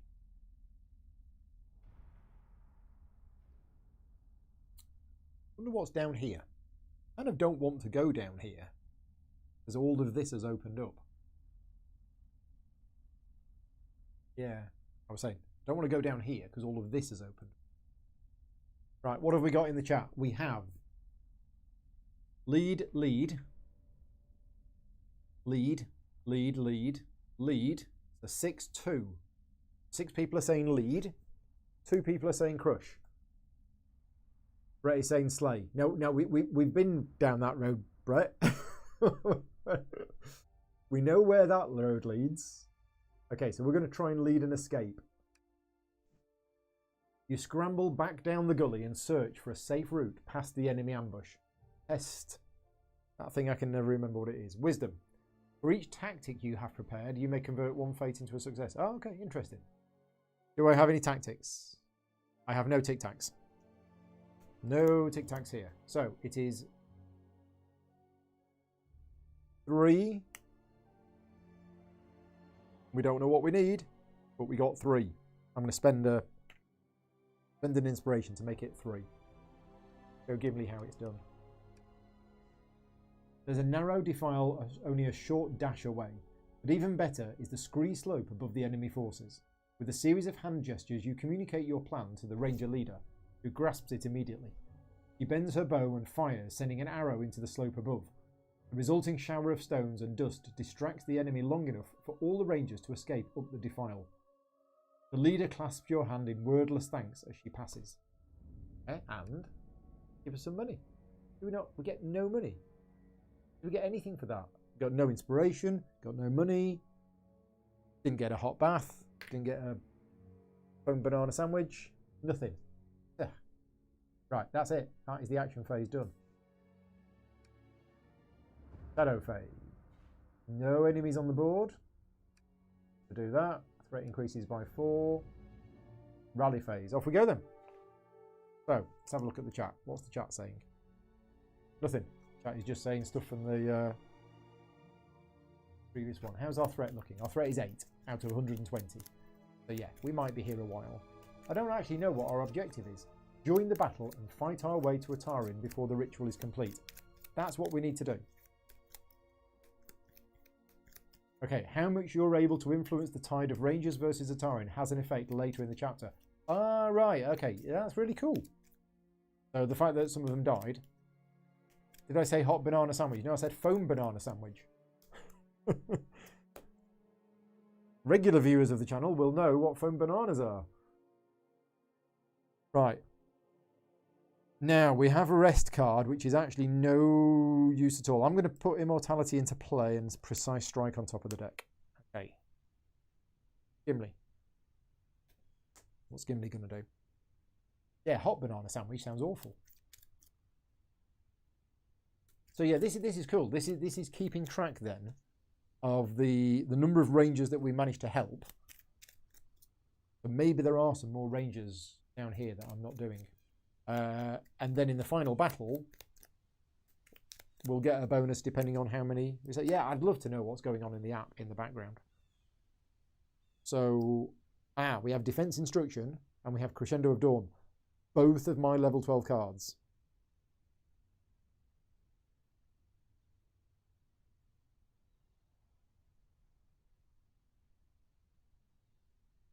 I think I'm going to play Defense Instruction. And we're going to put that on top of the deck. Yeah, there we go. Okay. We are done.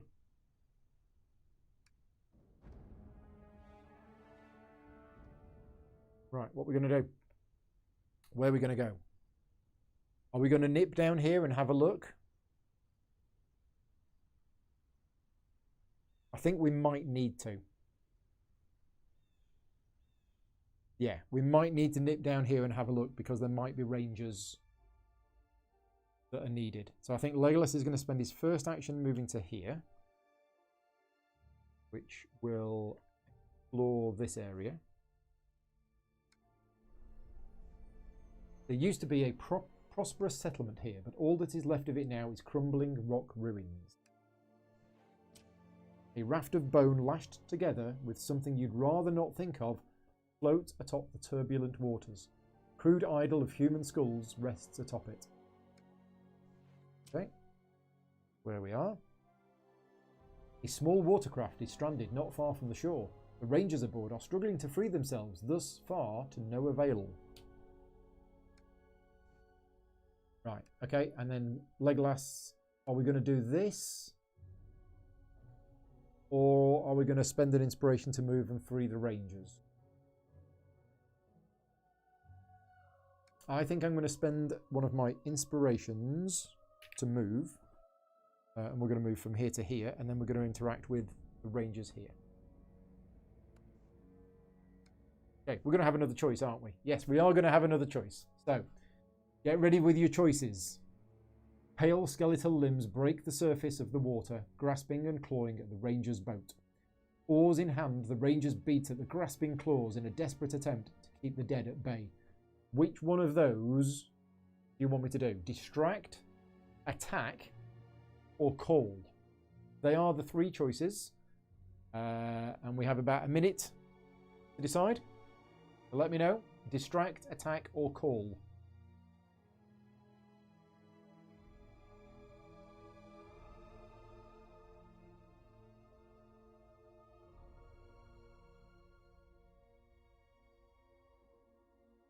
Distract them by doing a funny little dance. Yeah.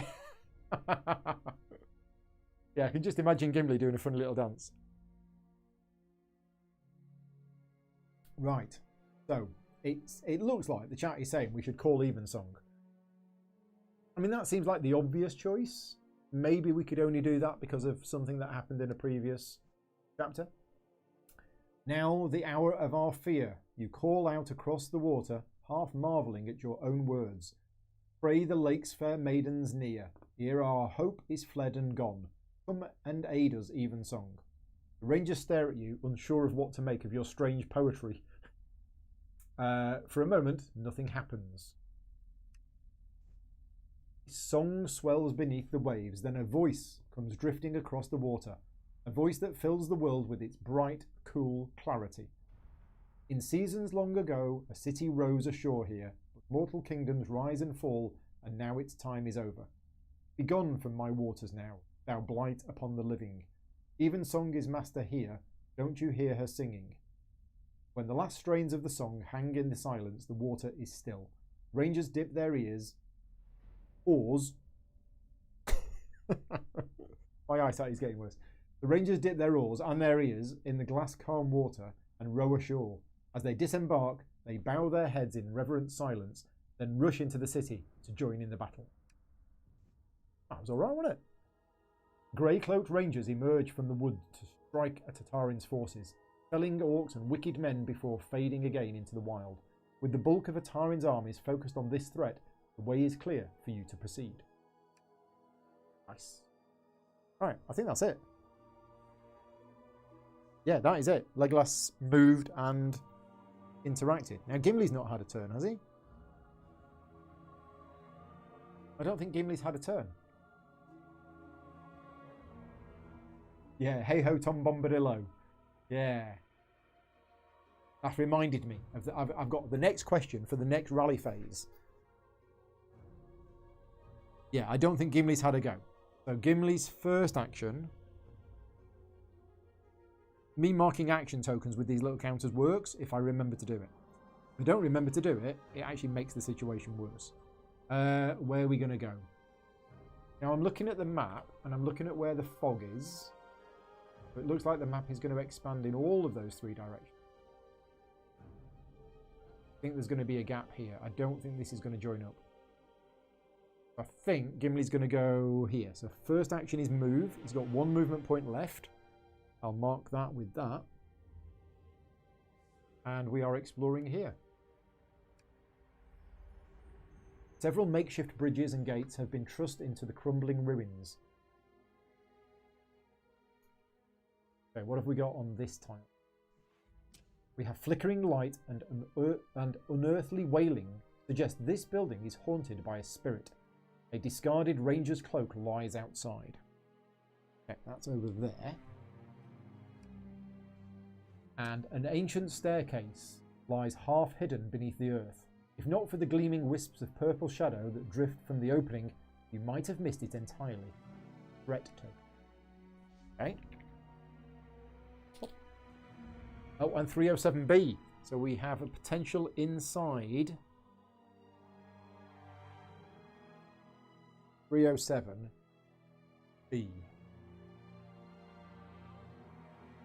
Okay, so that's going to join up there. Okay, so 307B has joined up there. You can't quite see it. I'll have to zoom out a bit, or I might just move this down. But yeah, so Gimli's there. That's there. Gimli has one movement point left. You can see it on that camera. Nothing to see here. Move along, move along. These aren't the whites you're looking for.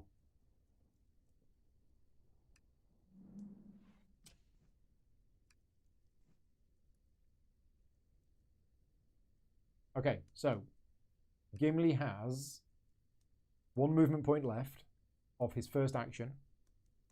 And I think we should probably get rid of the threat token because that's what increases the threat. Losing the name. So Gimli's second action is to deal with the threat token. Or try to. So this is the ancient spiral, the ancient staircase, which is probably going to be an agility test. Ah, choices. Choices time. Collapse or deceive, they are your two choices.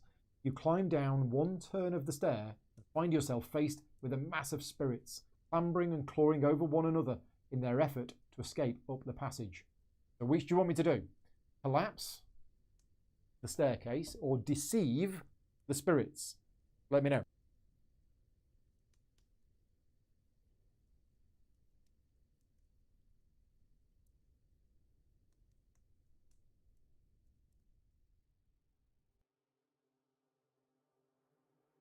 Right, what options are coming in? Collapse, collapse, collapse with agility. Roll for grenade parts. Wrong game, but that would be good. That would be good. Retty's saying deceive, but everybody else is saying collapse. Oh no, Jonathan's saying deceive as well. But yeah, the majority of people, I believe, are saying collapse. We've got 1, 2, 3, 4, 5, 6, 7 collapses, 8 collapses, and 2 deceives. So we're going to collapse the staircase. I mean, yeah, deceiving the spirits, that's probably going to be a wit test. Not very witty. You sprint back up the stairs, and at the mouth of the structure, you pause to destroy the archway, hopefully trapping the spirits below. Test might. If you have a sprint card prepared, reveal 2 additional cards. I don't think we do. Do not have a sprint card prepared. No. 1, 2, 3, 4. Okay, we are testing might. We are still determined. And we still have a time of need in play. So, we got 2 successes. We could buy a third if we want to, but we only need 2 successes. It's test 2, we passed. You block the passage with ancient masonry, hopeful that the ghost of the building that once stood strong and stalwart is enough to stop the ghosts of its former occupants. Go. Done. Done. I think that's Gimli done. So that is the end of the round. Here we go. No enemies on the board yet. But I'm enjoying this much more than the other ones. This is a lot more interesting than going around and clearing rats out of a farmer's thing. Right, so we've hit the next threshold. A great crash of lightning splits the sky, and a victorious howl rises among Atarin's army. The ritual is proceeding. Oh dear. Each hero suffers to either suffer 2 face-down damage or...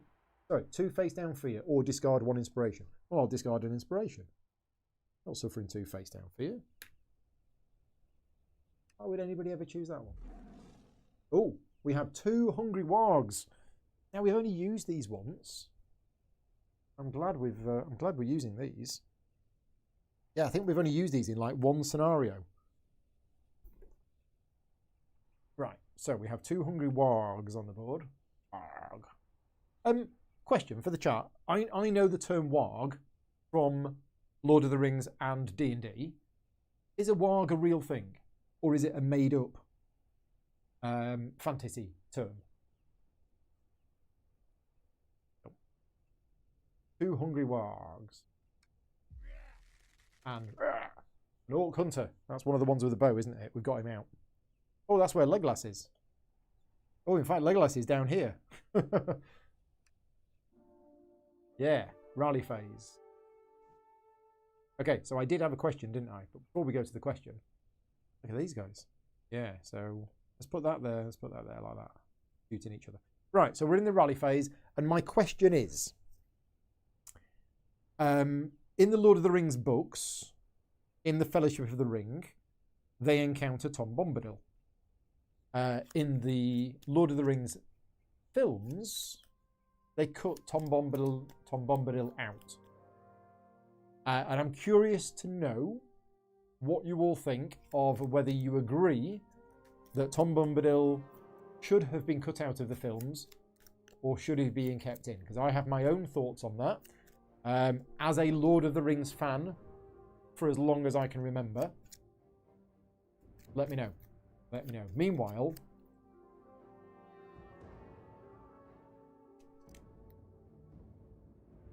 did I just click past the message giving you inspiration?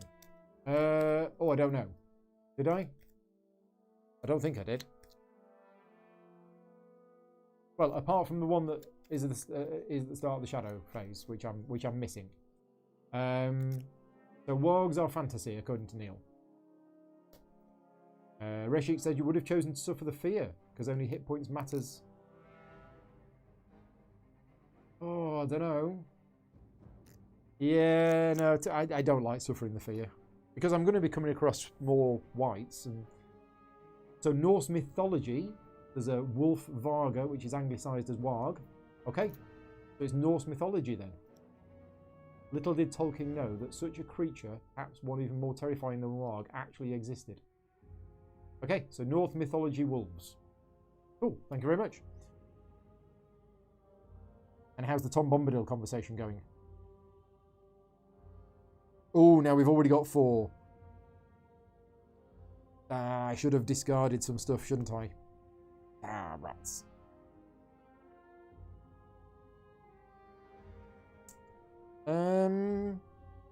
I don't have to prepare one of these. If I don't want to, and we're not testing spirit that much. But we do have immortality. So I'm probably going to use that to strike, and I'm probably going to use that for an extra success.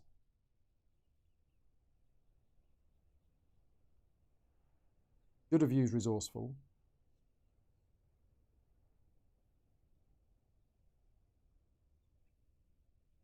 Okay, I'm just going to put that on top of the deck and that on the bottom. I'm not going to prepare anything. Okay, Gimli.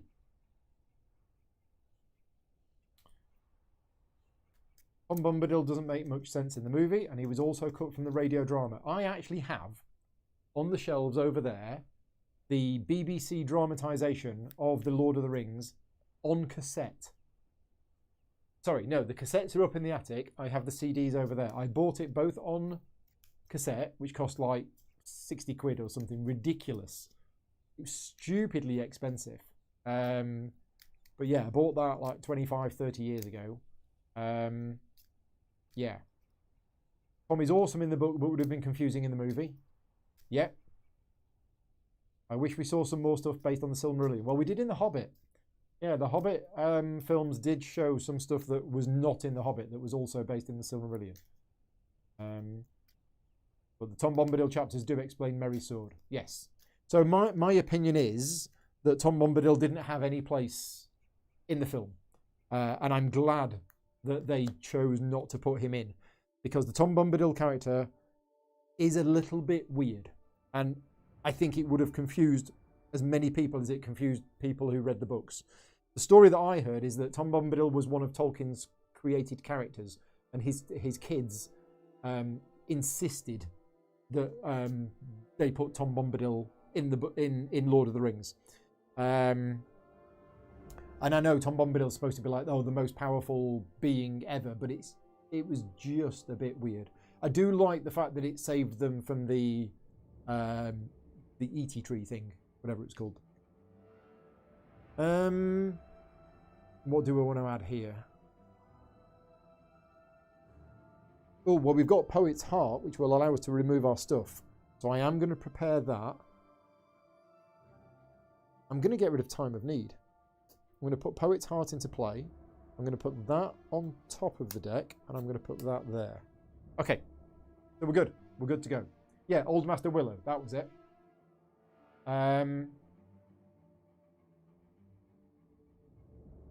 Okay, we're good. We're on the next round. Action phase. I think we should do Legolas first, because Legolas is kind of down here, surrounded by enemies.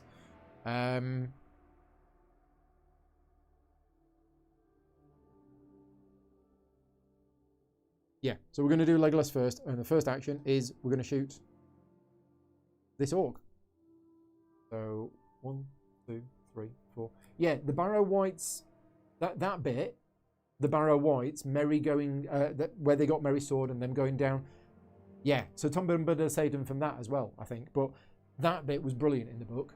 It was very scary. I mean, I read that when I was like 11, and it was very scary. Yeah, saves them from the Willow and from the Barrow Wights. Yeah, which is it first? Can't remember. Right, what have we got? We've got 2 successes. What do we need? We need 6 hits.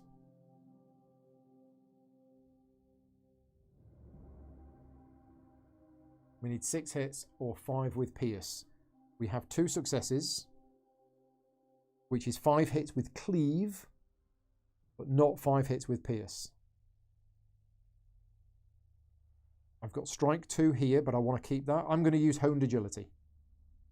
So I'm going to use honed agility, add a success, which is basically enough damage.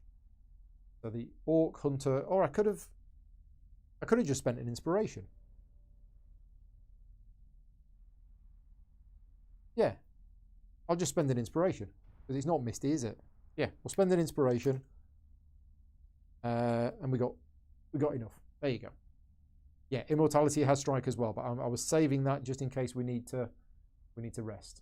So, pop, pop, pop, pop, pop, pop, pop. Done. Get the inspiration back, presumably. Yeah.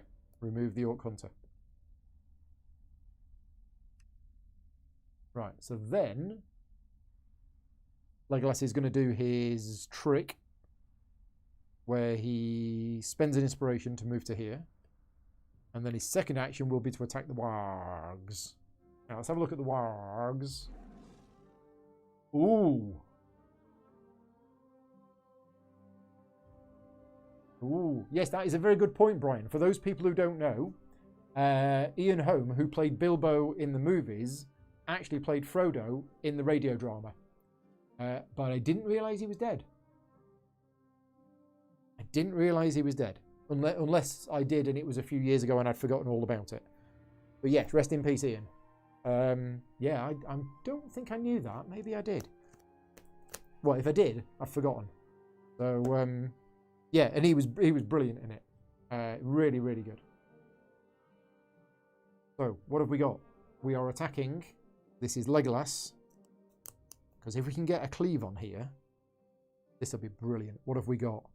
Oh, yes. Sounded like the Churchill dog then, didn't it? So we've got 2 successes. We're going to... Okay, let's work this out. 2 successes is 5 hits with cleave. Okay, so let's go to here. So we need to do cleave. 1, 2, 3, 4, 5. Right. So we're going to spend the inspiration.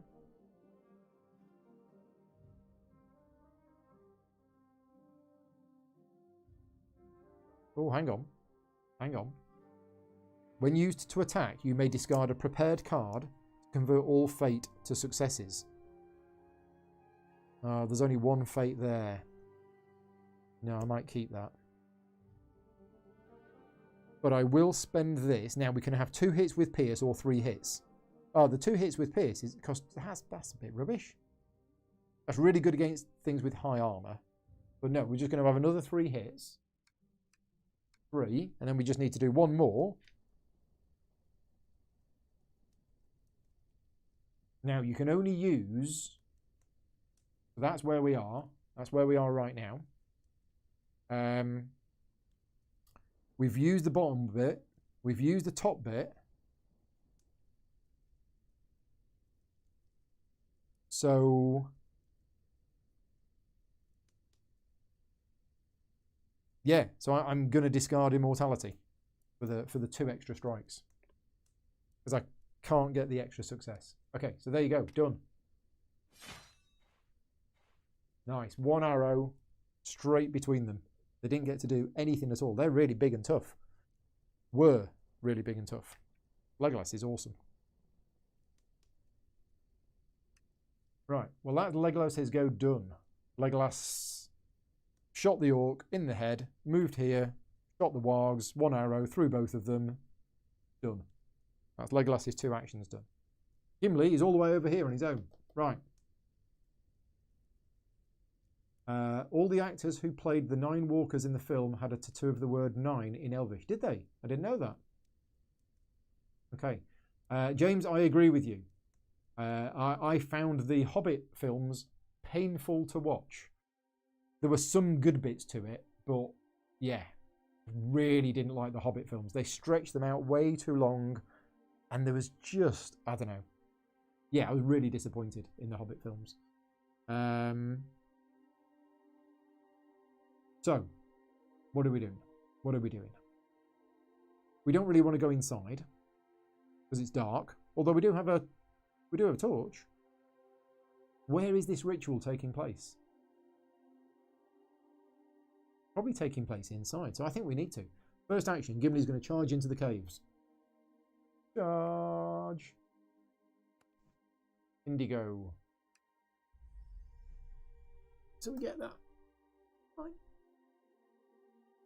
A vast deposit of crystals has been partially mined in this cave. Something is carved into the cave wall. Something stirs in the darkness.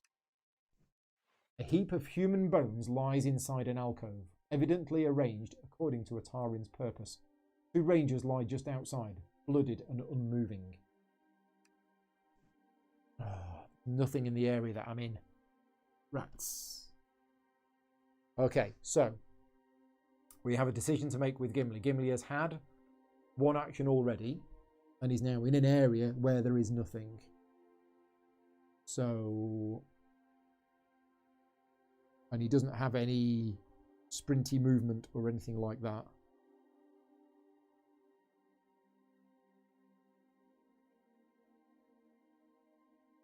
So I think we're just going to move to here.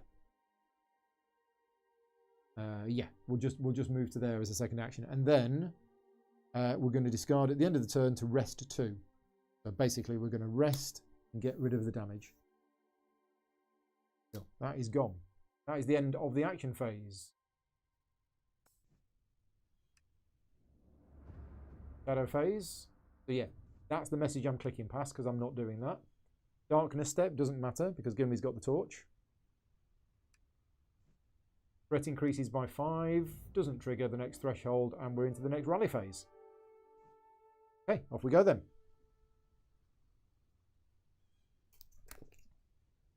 Yeah, I do need to watch the Lord of the Rings films. Again, it's been a while since I've watched them, and I've got all of the... yeah, I've got all of them on DVD, the extended editions. But DVDs are such bad quality these days. When you're watching things... you know, on like Netflix or something like that, and it's all crisp, clear 1080p, and then you get a DVD out and you put it on, and it's like, this is awful quality. Yeah, DVD's quality is not great.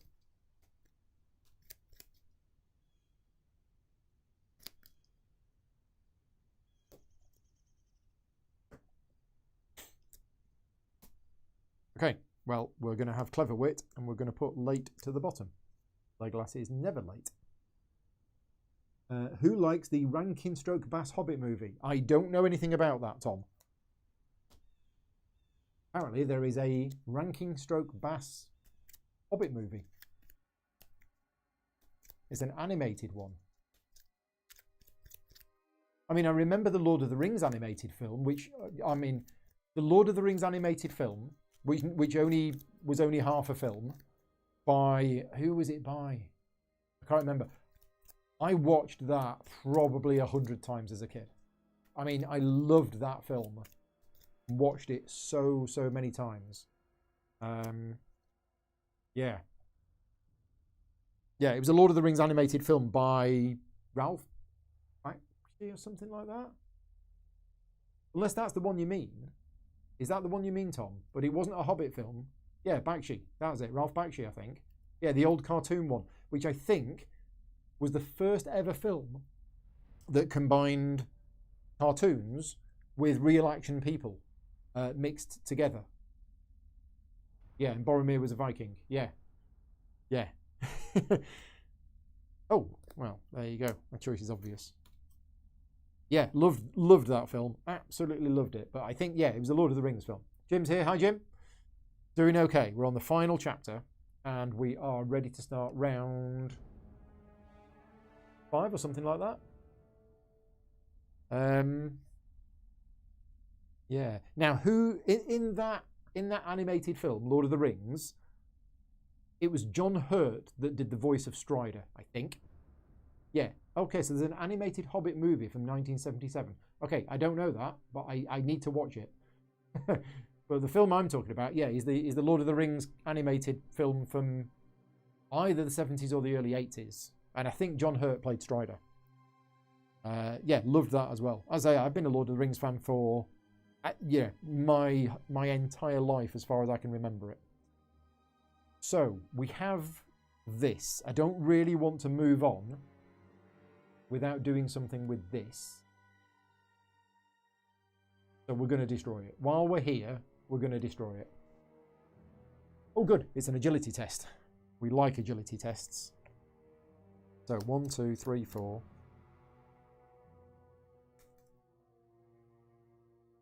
We have 2 successes. That might be enough, but I am going to discard honed agility for 3 successes. Yeah, 3 successes will be fine. 3 is a good number. With a crack, the raft gives way under your strike. It takes on water and soon slips beneath the waves. The light cast by the distant barrier dims. An inspiration. Guard the search token. Right, that was Legolas's first action. Legolas's second action is to go, wait for me, and move to there. And then we are going to use an inspiration to move an extra 1. And I think I'm actually going to move into here. Yeah, we're going to move into here and explore. Because that will get us that inspiration back. The winding dirt track peters off into the woodland. A patch of sharp-smelling grass surrounds a large stone. Sharp-smelling grass. What's sharp-smelling? And many of the rangers have gathered here in a makeshift field hospital. Right, so more rangers to help. And 207B. We have another inside. 207B. So this is going here. How do we get in here? There. That's the only way in.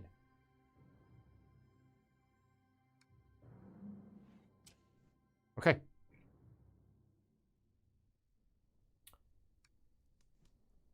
Now, is that it for Legolas? He moved. He interacted. He moved. Then he spent his inspiration to move to there. So we're done. However, I am going to use Resourceful at the end of my turn. I can either gain an inspiration or scout 1. I'm going to scout 1, which basically means take the top card and put it into play. Well, take the top card and prepare it if you want to, which I do want to. Right, so that is Legolas done. Gimli.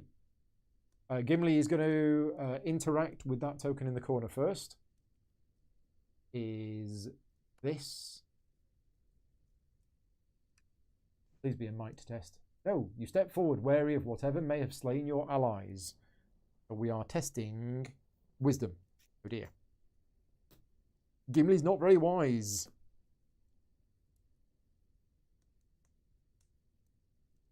Okay, well, we could buy some successes.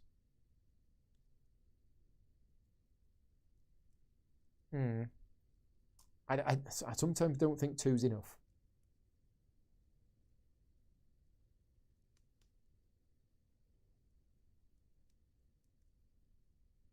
Yeah, so I am going to spend, might be crazy, but I'm going to spend 2 inspiration to make that 3 successes.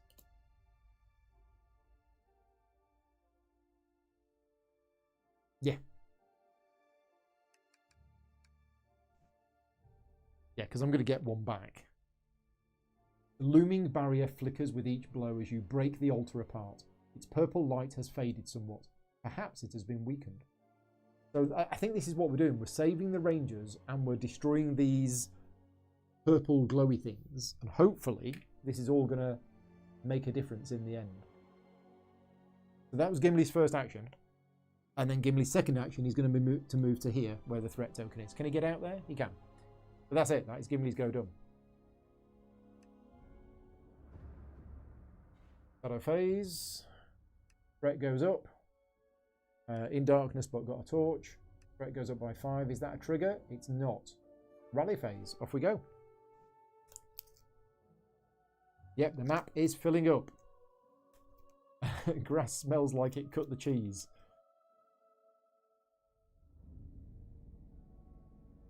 Now, Brett is looking up on IMDb, and apparently Anthony Daniels, who played C-3PO, played Legolas. What, in the movie that I'm talking about?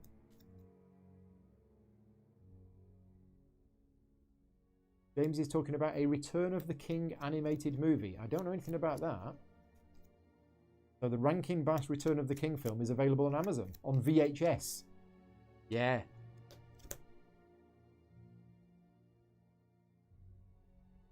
Right. No, we've got late again. So we're going to put that into play, obviously. Okay, and Gimli's 2 preparations.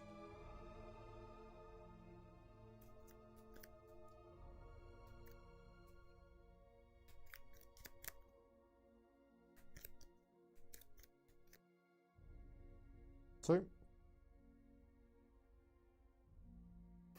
done it again. Got that. That's going to the bottom. Got this. Do we want to put it in play?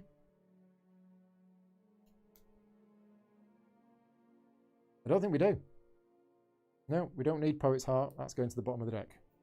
Happy with what we've got. Okay, right. We are done.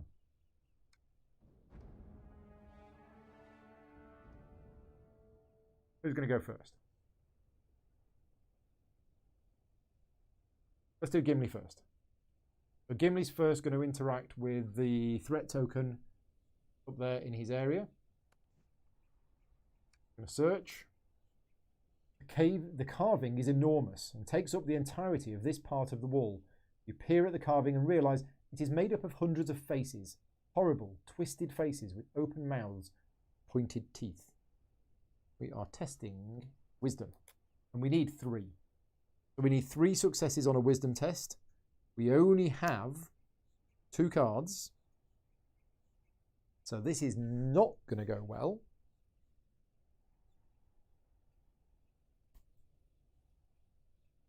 No. So there's no point buying those as successes. Okay, so we failed. You remember a story your gran once told you about demons that come to life in the darkness. Suddenly feel like you can't breathe. Suffer 1 fear. Guard this threat token. Yeah, I was determined, but it wasn't going to help because I needed 3 successes from 2 cards. So even discarding those 2 cards and drawing again, I was not going to be able to do it. So I'm suffering a fear. Have I got anything that prevents fear? Well, I have guard, but I'm not gonna guard. So it's fear. Flip this card face down. That's fine. There we go. Okay, so that was Gimli's first action. Gimli's second action would be to move. He moves there. He's got 1 movement point left. That explores this area. An area of ruined foundations marks where a settlement used to be. Platform of crafted stone supports a large stone chair facing east. For it lies a sinister altar of human bones. And some rangers have taken a small fortification, but are struggling to hold it. Okay. So we've got 1 movement point left, but I think I'm just going to stay where I am and we'll help the rangers next turn. Yeah. Okay, so that is Gimli done. Gimli's 2 actions are done. Legolas is here. And we've got search tokens all over this place, so there's loads to do. So Legolas is first going to interact with this search token, which is the Rangers with a makeshift hospital. The rough encampment is in good order. These Rangers are in no shape to fight. Some have physical wounds, but others seem in shock from the trauma and horror of the spirits of this place. Choice time. Which one do you want me to do? Tend to their wounds? If you want me to do that, put the word tend in the chat, or do you want me to rally their spirits? If you want me to do that, put the word rally. So the 2 options are tend or rally. Let me know. You have 30 seconds to decide.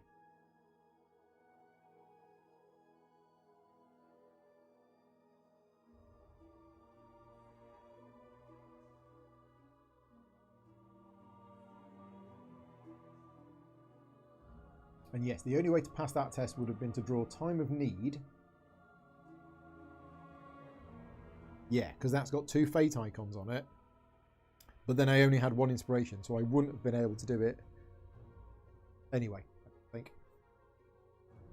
Right, what are the options coming in the chat? We have tend, rally them with a funny dance. Rally, tend, tend. So it's currently 3-2. 3 votes for tend, 2 votes for rally. Helena's here, watching along. Thank you very much, Helena, for watching along. You're currently on the winning side with regards to voting. Although another vote has just come in for rally, so it's now tied. 3-all. We can't have 3-all. If you are watching this and you are able to vote, please pop your vote in the chat. Have another tend. I'll give it another 10 seconds. Tend is currently winning by 1. Oh, it's 4 for rally, is it? I can only see... I can only see 3. I can see Ian's, Neil's, and James's. Oh, rally just rallied. Yeah, is the one I'm missing? Let me just toggle over to YouTube and see what the chat is like on there. Oh, YouTube's going to take a while to catch up. YouTube is still saying slay. Even song. It's going to take a while for my YouTube chat to catch up. Weird that it doesn't update automatically. Gosh, that's going to take ages. Now talking about the radio drama. Anyway, where are we up to? What's the options? 5-4 to rally. Okay. And Tom's saying his didn't show up first time. And Chrissy's is missing. What was yours, Chrissy? And why are they not showing up? Tend and rally. Why are they not showing up? Right, has my YouTube chat caught up? No, it hasn't. We're talking about the 1977 movies. Arthur Rankin Jr. Almost there. Now talking about C-3PO.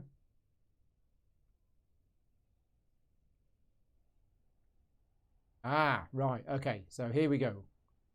I'm now seeing the messages. It was holding them. So it didn't like the word rally. Why didn't it like the word rally? Oh, I know why it didn't like the word rally. There we go. Right, I'm now approving all of the previous messages because it didn't like the word rally. I wonder why. Right, so I think we're rallying then because there's about 8 people who said rally. Okay, so we're going to rally their spirits. You stand on a crumbling wall and urge the Rangers to take heart, reminding them of their storied history and valour. Interesting, valour spelt with a U. Is all of this written in UK British English? I hadn't realised that up until now. Test spirit. Who is doing it? Legolas is doing it. So we're testing spirit. If you have a valour card prepared, add 1 success. I do not. Legolas has only got a spirit of 2. After all of that, Legolas only has a spirit of 2. We're going to buy a success. So we've got the most we can. We've got 2 successes.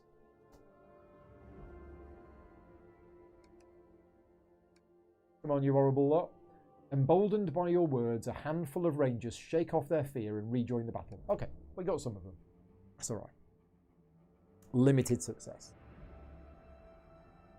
Yeah, sorry, Middle English. Middle Earth English. Right, okay, so what's next? That was Legolas's first action, wasn't it? Yeah, that was Legolas's first action. So then Legolas is going to spend 1 inspiration to do a sprint to here. No, in fact, we're not going to do that. We are not going to do that.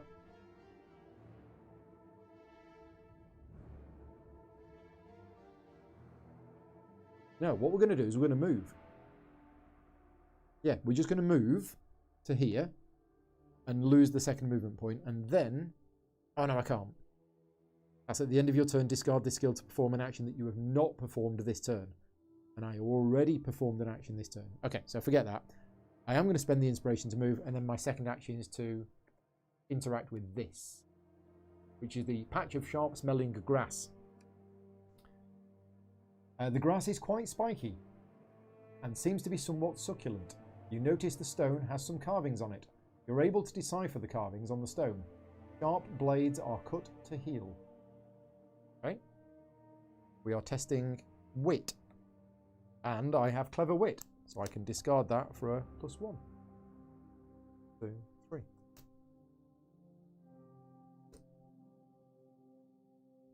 Okay, so I don't have any inspiration. So I need to discard the clever wit in order to get the 2 successes that I need to pass the test. You realise the phrase refers to the blades of grass surrounding the stone. Well, I mean, I knew that, and I'm not clever. This must be a medicinal plant. You carefully break a blade of grass. A thick, pleasantly scented gel oozes out. You may discard 1 face down damage or flip 1 damage face down. Right, I don't have any of that. Yeah, don't have any of that. Oh well, never mind. Should say, or gain an inspiration if you don't have anything. Okay, we're done. That is, I think, Legolas's turn. Now, has Gimli had a turn? Because Gimli's got his action tokens on him. Can you remind me in the chat, has Gimli had a turn this round? Yeah, I've discovered aloe vera. Yeah. Has Gimli had a turn this round? I'm not sure he has. Maybe he has, because there's 2 cards in the discard pile. What did he do? What did he do? I mean, he did. Oh, he did something with the threat token, didn't he? Yeah, he did something with the threat token and then moved to there, and all of that went on. So I think Gimli has a turn this round. Yeah, he got scared by his gran. Yeah. So that's it. That is the end of the action phase. Right, this is going to hit the next threshold.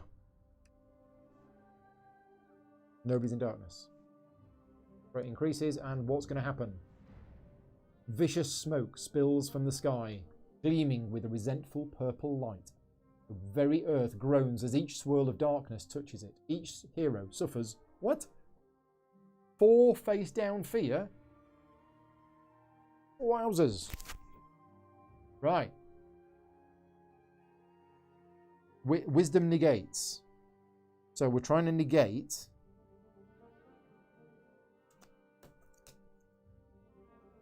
Now, we do have defense instruction, which is when a hero tests to negate damage or fear. Any hero, anywhere. So I can discard inspiration. I haven't got any inspiration. I think Legolas is going to get scared.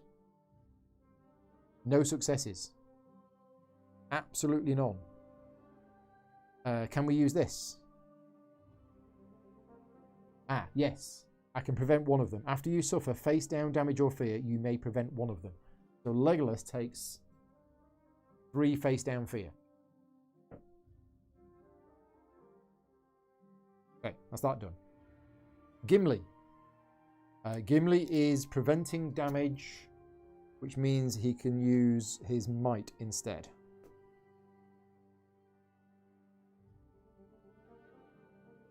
Yeah. So we have 3 successes, which is absolutely fine. So he gets a face down fear. Yeah, that's fine. Okay. Ooh.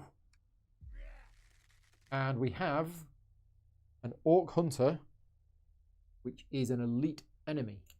Which one is it? It is this one. Yes, and that is there. Okay, so an Orc Hunter has turned up here. And we're in the rally phase. Okay, off we go then. So let's remove the action counters. Yes, Gimli is still determined. Yes, I took the action markers off, thank you. Yeah, that's the trick. The action marker system works if I remember to use it. So, yeah, it helps my memory issue as long as I remember to actually use it. which is ironic, really. Okay, I'm enjoying this scenario. This is good. This is good.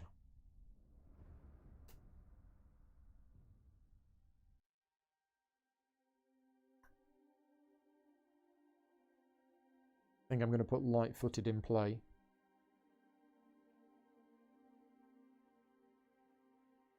Although Skin Changer is quite nice.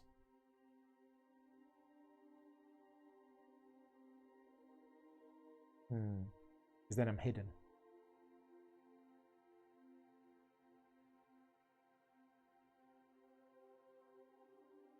Yeah, okay, we're going to put Skin Changer in play and we're going to put light-footed on top of the deck. Because then I've got a success on top of the deck because I have no inspiration. Okay, Gimli. Hatchim from Portugal is here. Good evening. Thank you very much for joining in. I always find it surprising that Portugal is in the same time zone as England, even though for me it feels a lot further west. Yeah, I mean, is it a lot further west, or is that just the angle that we look at maps? Because I do a lot of work with, well, quite a few people in Portugal, actually. And yeah, it's. I mean, I'm used to it now, but yeah, finding out that they're in the same time zone. We've got Stinging Fly and Firegiver. We've got 2 titles. Do we want either of these?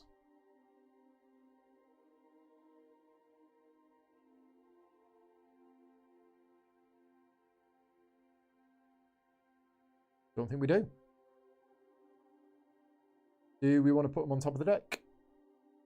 No, I'm going to put them on the bottom.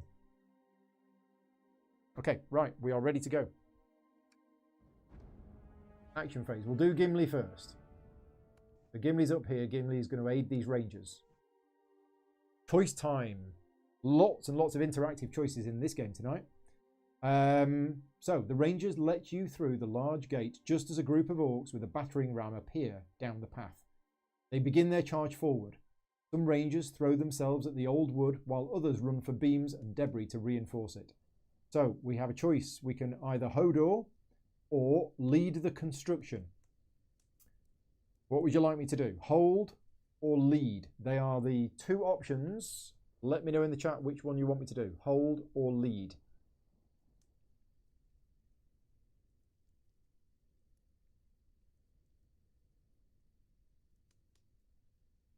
Look at the ball happening.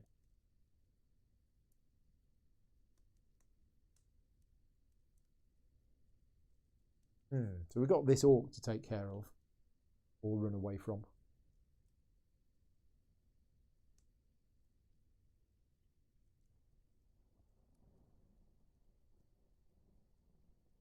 So we're doing Gimli first, aren't we? Yeah, so this is Gimli's first action. I don't know where we need to go. Let's have a look at what else on the map needs revealing. This area. This is the area here that's still to be revealed. Kind of where we are now, isn't it? Right, what is the chat saying? We have hold, hold, hold, hold, hold, hold. So 6 holds, 2 leads. So I think it's 6-2 on hold. Yeah, okay, so we're going for holding the door. You join the rangers at the door and press yourself against the weathered and warped wood. We are testing might. It is good for Gimli. If we have a Valor card prepared, reveal additional cards equal to your spirit. We do have a Valor card prepared. Check that out. It says Valor. So we do. So I actually reveal another 4 cards. Oh, this is crazy. Right. So, yeah. We've done a test of 8 cards. And we have got 3 successes, and I can buy more. But I think 3 successes will be fine.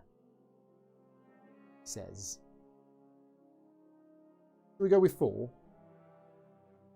Let's go with 4 successes.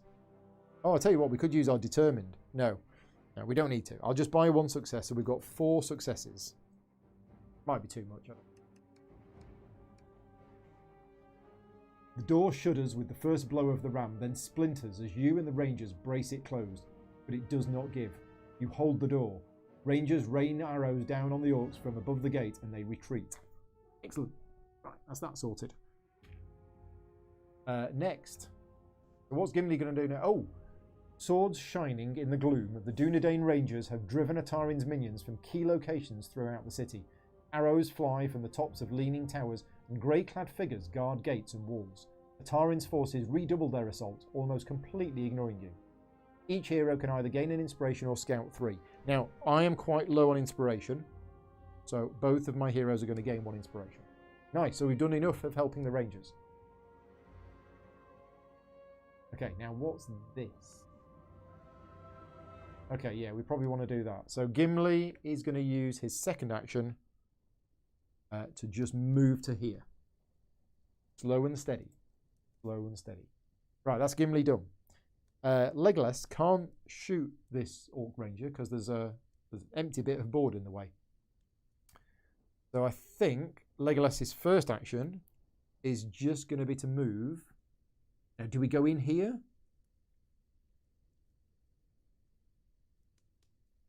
He might get a bit scared of being in the dark,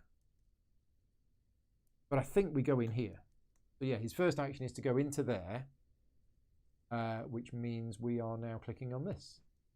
So he's going to get an inspiration for exploring. Good. The hall is shadowed and the air underground is stale, yet there is ample finery displayed in every corner. An altar of bones stands within a crumbling stone chamber, a locked gate of black iron bars. A locked iron gate of black iron bars your way. I was thinking iron bars bars your way. Yeah, okay. Right, so that is Legolas's first movement. Or was it 2? Where was... Wrong one. Where was Legolas?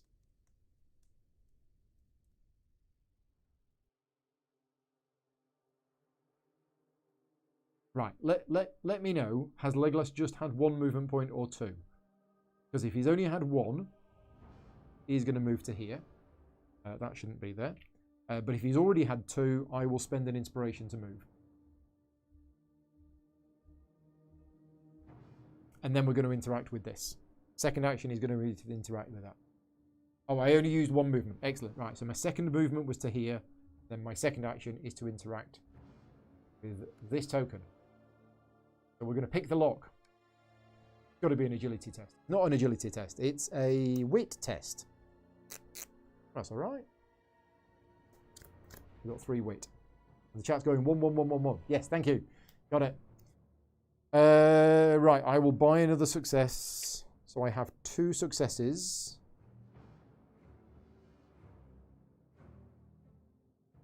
Yeah. 2 successes. I can't boost that with anything.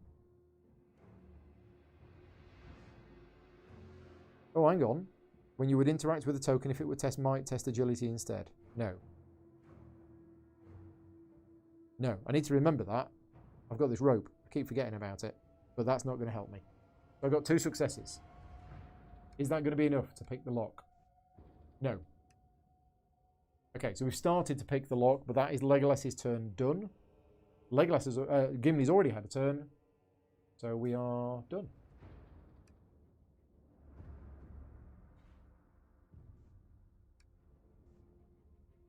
Right, so yeah, no target.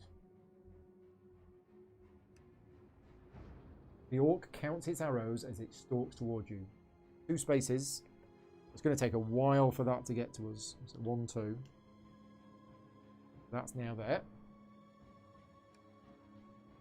Legolas is in darkness, so he has to make a spirit test. His spirit is only 2. He's not good in the darkness, he's old Legolas. Oh, we got 2 successes. It's fine. Gimli's not in the darkness, so that's that. Threat goes up. Doesn't reach the next threshold, and we are in the rally phase. Okay. So Legolas first. No need to apologise, Jonathan. Jonathan's kid woke up, but he's back now. What have you missed? Oh, you missed loads. Missed loads of really, really interesting discussion about something. It depends when you went.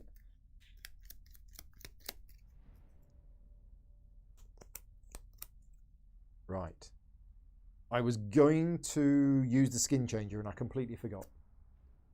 So we have Stalk Prey, which is a new card that I put in, which is really good. So we're definitely putting that in. Yeah, we got so much hiding here. Got 3 cards that give me hide. That's going to discard and that's going to the bottom of the deck. Now that was a rest card. That could have got rid of fear. No, Legolas is going to be all right because he's going to get out of the darkness this turn.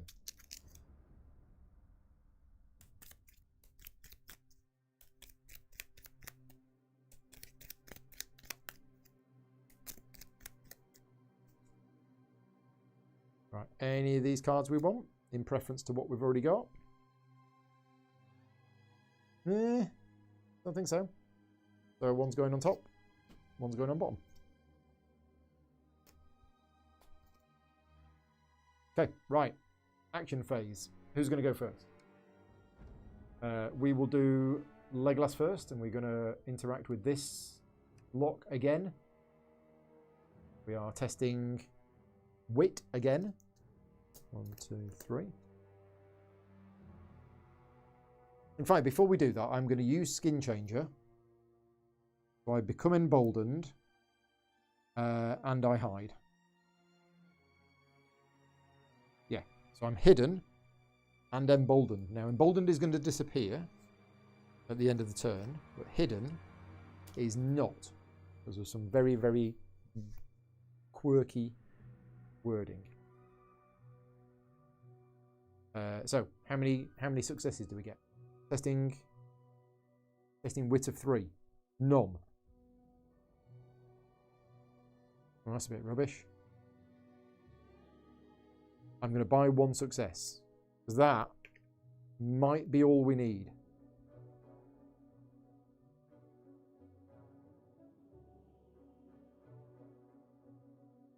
Yeah, when you interact with a token, if you would test might, you can test agility instead. And when you interact with a token and test might or agility, you can deplete. Right, it's not, it's wit. So, yeah, the music from the app is brilliant, and it's very similar to the music from the film. So we've got 1 success. Is it going to be enough? Yes. So we needed 3 last time. At last, the gate is open. The gate of iron bars that was barring the way. You step inside and smash the bone altar to pieces. As the altar collapses, the earth shakes, and the terrible wailing of the spirits outside fades slightly. Gain 1 inspiration, discard the search token. I just shook the table then, but because I'm showing the app, you didn't see it. You saw nothing. I put all this effort in. Waste of time. Right. And then Legolas is going to move.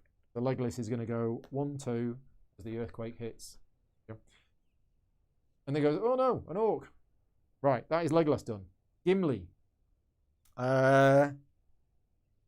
Yeah, Gimli can't move in and attack. So I think Gimli is just going to interact with this search token here. First is this one. Yeah, we're going to destroy. Climb a set of stairs to the top of the platform, but with each step, fear grows in your heart. So we are testing spirit. Gimli's spirit is high. So, what have we got?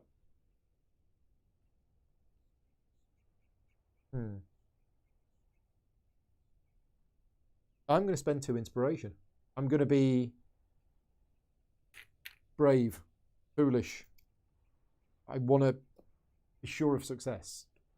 So 1, 2, 3. With a victorious shout, you shove the altar off the platform. It tumbles to the courtyard below and shatters. Above you, the shimmering barrier dims just a little. Okay, we are doing a lot of this dimming of this barrier.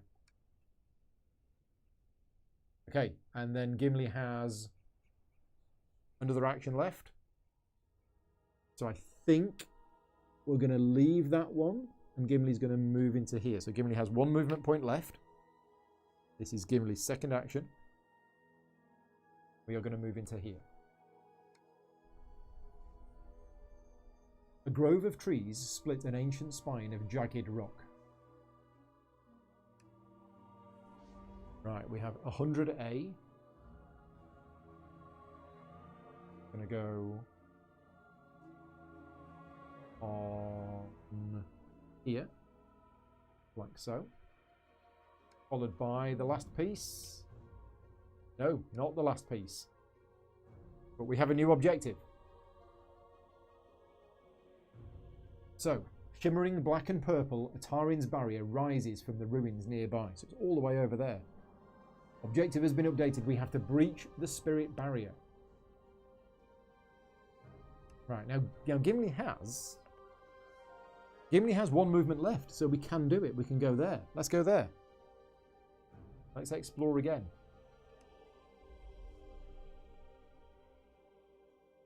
As you approach, pale faces and gaunt hands press against the barrier, reaching for you.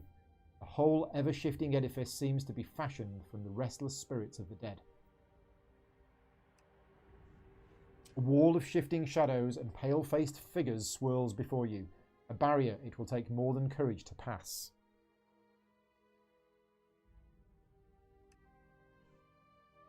Okay. So that's it. That's Gimli's 2 actions. Okay. That is the end of the action phase, I believe. Legolas's Emboldened should have gone. Yes. Because there were no nearby enemies at the end of the turn. So, that goes. We're done. Must be getting near the end. I say it's getting near the end. Look at the threat meter. We've got 120. This might be a big adventure. You are here for the long haul, though. It can move 1 and attack. Yes, it can move 1 to here and attack Legolas. That's what it's going to do. A hunter knocks an arrow and takes aim at you. His fangs glisten with murderous intent. So might negates. Legolas's might is only 2.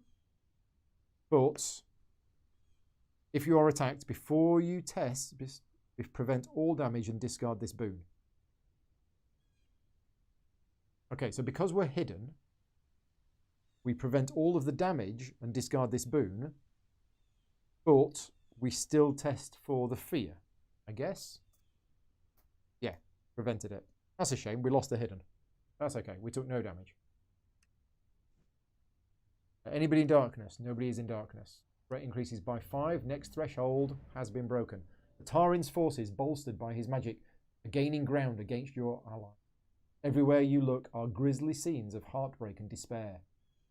Every hero who is nearby a threat token discards an inspiration. That's Legolas. Sorry, that's Gimli. That's fine. Gimli's got 3 inspiration. So that's okay. And we have 2 Orc Hunters with a different banner. We have 2 Orc Hunters appearing right back here. So these are the other 2. So I'm glad these are all being used because that's 3 of them. I have 3 of them painted. They all look the same. There we go. Let's face them the right way. Right, sorted. Anything else? No, we have the rally phase. Okay. Next topic of discussion for the rally phase. Giblox has got to go. Thank you very much for joining in. Gimli, nice but dim. Yeah, that was from one of Harry Enfield's characters, wasn't it? Him, nice but dim.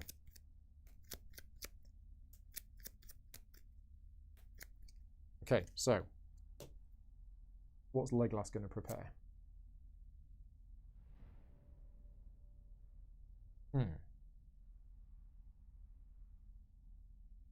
Going to prepare Time of Need.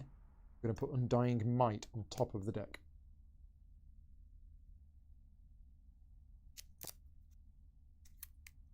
Gimli's quite happy with these 4 cards I've got in play.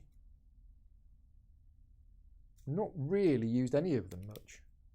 Oh, that rain is loud outside. We've had 2 days here of, yeah, very, very changeable weather. Bright sunshine 1 minute and then heavy rain. The wind for the last 2 days has been yeah, things have been blowing over, fences have been blowing down. Not here, we've been all right, but other people in the area have had various bits of damage done to their garden furniture.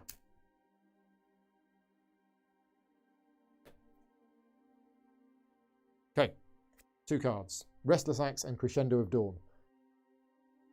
Well, I think I'm going to be gearing up for a big fight at the end.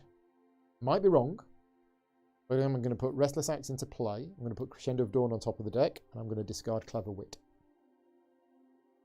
Okay. We are done. Action phase. So Gimli is going to go first and is going to try and deal with this.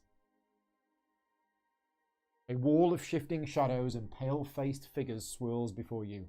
A barrier it will take more than courage. Pass. Hey, try and dispel it. One of the tattered, pale-faced figures emerges from the barrier, wearing the armour of a prince of Arnor, the scion of Numinas. A whisper rises around him as he gazes upon you with empty eyes. The scion beckons you forward with one bejeweled hand. Come, my faithful allies, I will aid you as you once aided me. Let us pass through this barrier together. So this is because, in a previous chapter, we went down this option. So we need to place a white, as indicated, which I can't see. Where are we placing the white? It just says, place one white as indicated. This is the scion. And nothing is being indicated. Where is it? I can't see anything. Right, that must be a bug in the app, unless I'm missing something. Well, it's telling me to place it somewhere, but it's not actually showing me where to place it. Okay, but anyway, we have a choice time. What do you want me to do? Do you want me to take his hand or say the barrier must be destroyed? Your choice.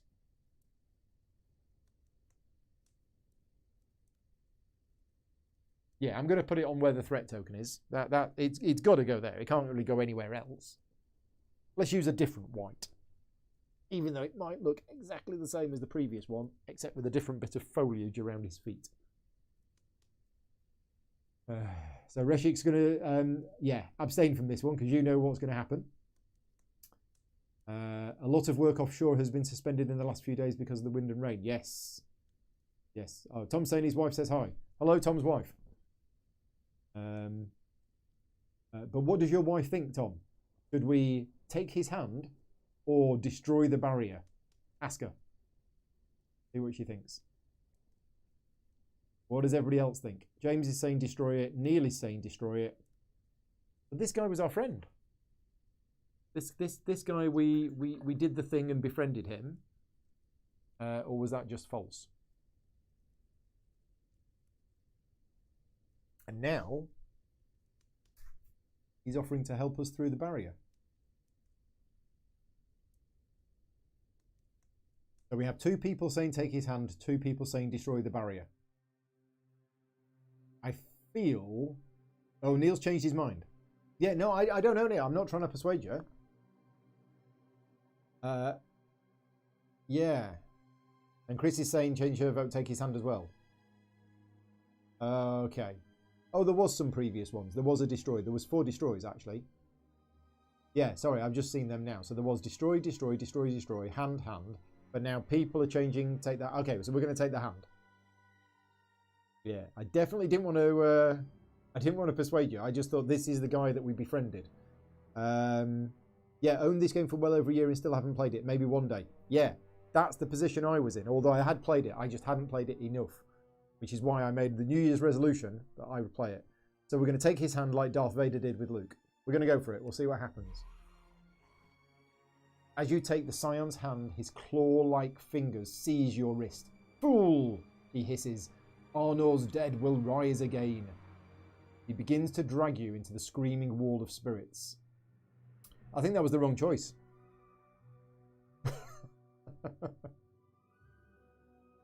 Yeah. So, 5 damage. spirit negates, and now we place the white as indicators. That was a bug with the app. It shouldn't have told us to place it a minute ago. Right. 5 damage, spirit negates.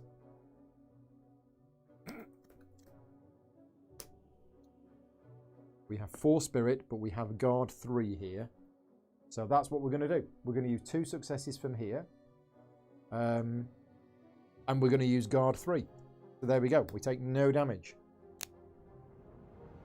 Take that, Mr. 5 damage white. Okay, now that was...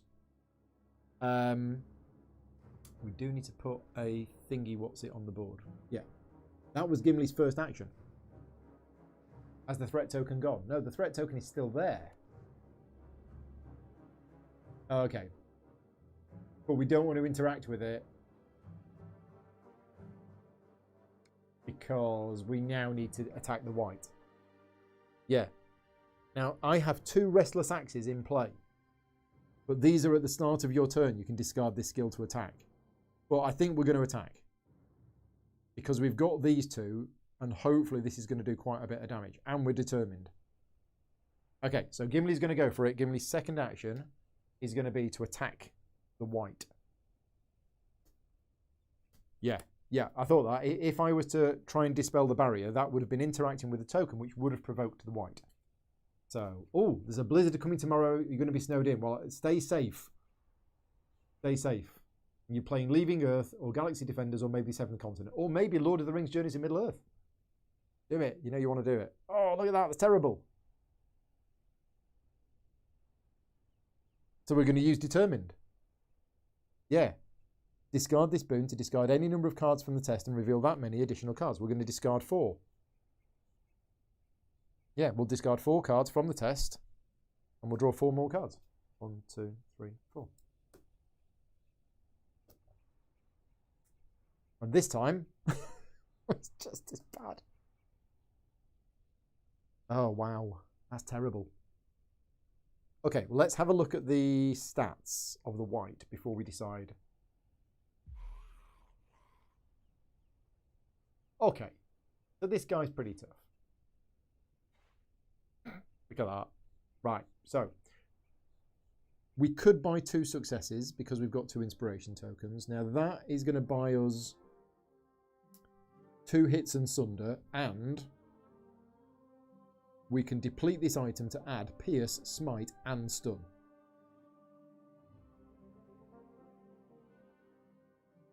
We can't squeeze an extra success out of it, can we? No, we can't. So we are going to spend 2 inspiration, 2 successes. So that's going to be 4 hits, sunder, lethal, pierce, smite, and stun. There you go. That must be a Guinness World Book of Records. All of my successes are on the table. Yeah.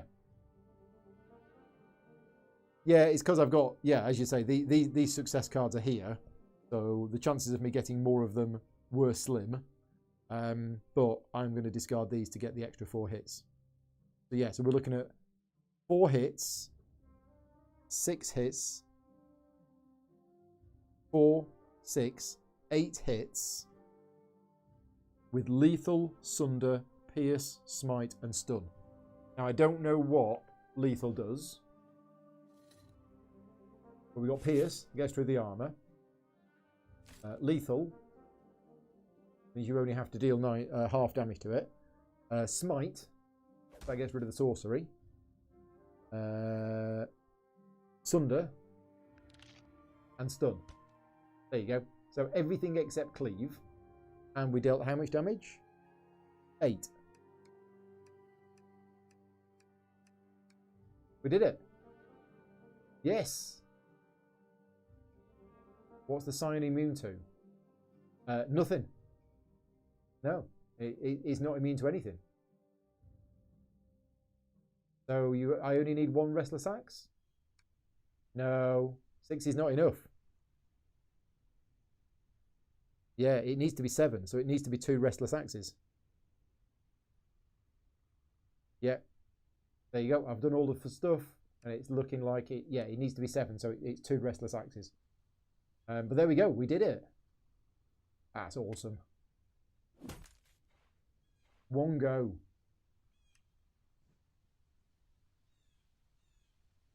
That goes. They go. Gaining inspiration. We only just did it. Even if I fall, the Scion screams, your kingdom ends with me. Atarin cannot be stopped. His body evaporates into the boiling black smoke. Whirls, sucked up into the menacing clouds above, become emboldened. Which is going to disappear at the end of the... Right.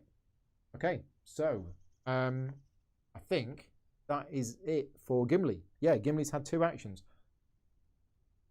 And we didn't actually achieve anything. We achieved absolutely nothing. Right, meanwhile, Legolas is going to use his first action to attack this. 1, 2, 3, 4. And when I attack, if there are no nearby heroes, I add 2 hits. So...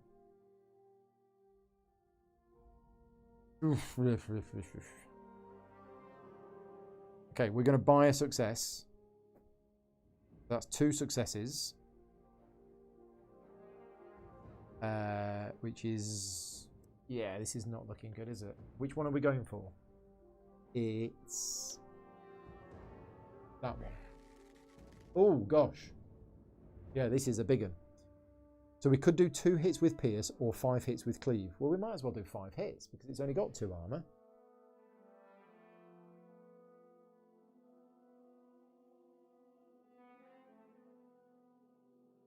So yeah, we'll do 5 hits with Cleave, but Cleave doesn't do anything. Okay, so there's the 5 hits. And I am going to add 2 hits because of Stalk Prey. And I'm going to discard Precise Strike for 3 hits. There you go, done. So actually, hang on. Maybe I only need to buy 1 success. Sorry, maybe I didn't need to buy any successes. Yeah, so 1 success would have been... Let's go back. 1 success on the bow would have been 3 hits. 2 hits for the Stalk Prey. And then 3 hits for the Precise Strike. No, I did need to buy an extra 1. Okay, so we're fine. Done. Get an inspiration. Nice. Right, so that was Legolas's first action. Now Legolas's second action.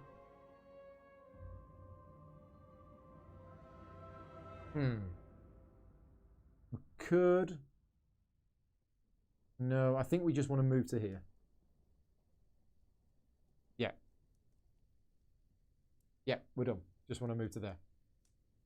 Attacking twice is good with Tireless. Yes, because then you can travel. Yeah, I think we're done. So, end of the round. Yeah, really enjoying this scenario. This is a good one. So, they have no target. So they move 2. Nobody's in darkness. Threat increases. Rally phase. Again, because we're playing on adventure mode, the threat level is going up a lot slower than normal. Means we have plenty more time to do stuff. So, I don't have Tireless. Yeah, if I had Tireless, then that'd be great. But I don't have Tireless.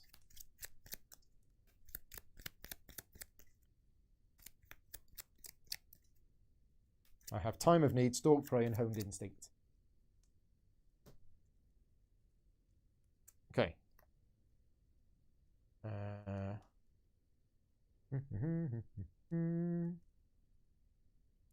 I'm going to put Light-Footed into play because I'm going to be interacting with that barrier soon, and that allows me to test agility instead of whatever else it wants me to test.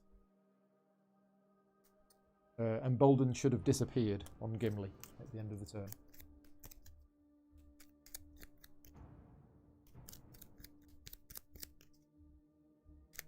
Oh, and enemies have less health on adventure mode. Okay, so yeah, they really have made it easier, haven't they? I quite like this mode that I'm playing on, which is adventure mode, but I don't get the free inspiration in the shadow phase. That's a nice balance, I think. I'm certainly not feeling the pressure of being rushed. Right, so what's Gimli preparing? Gimli is going to prepare during song and put Crescendo of Dawn on top of the deck, so I have a success there. Okay, right. We're done. We are action phasing. So Legolas is going to go first. You can just about see Legolas all the way up here. Legolas is going to interact with this barrier token to dispel the barrier. The wall of dark spirits wavers. Then the constant whispering of its 10,000 voices rises to a piercing scream. With a flare of purplish light, spectral forms of the dead rise up, lifting the barrier like a curtain off the ground, vanishing into dark clouds above. Oh, no test. Just done. I guess that's going to reveal this. Yes. 300A, final map tile of this campaign.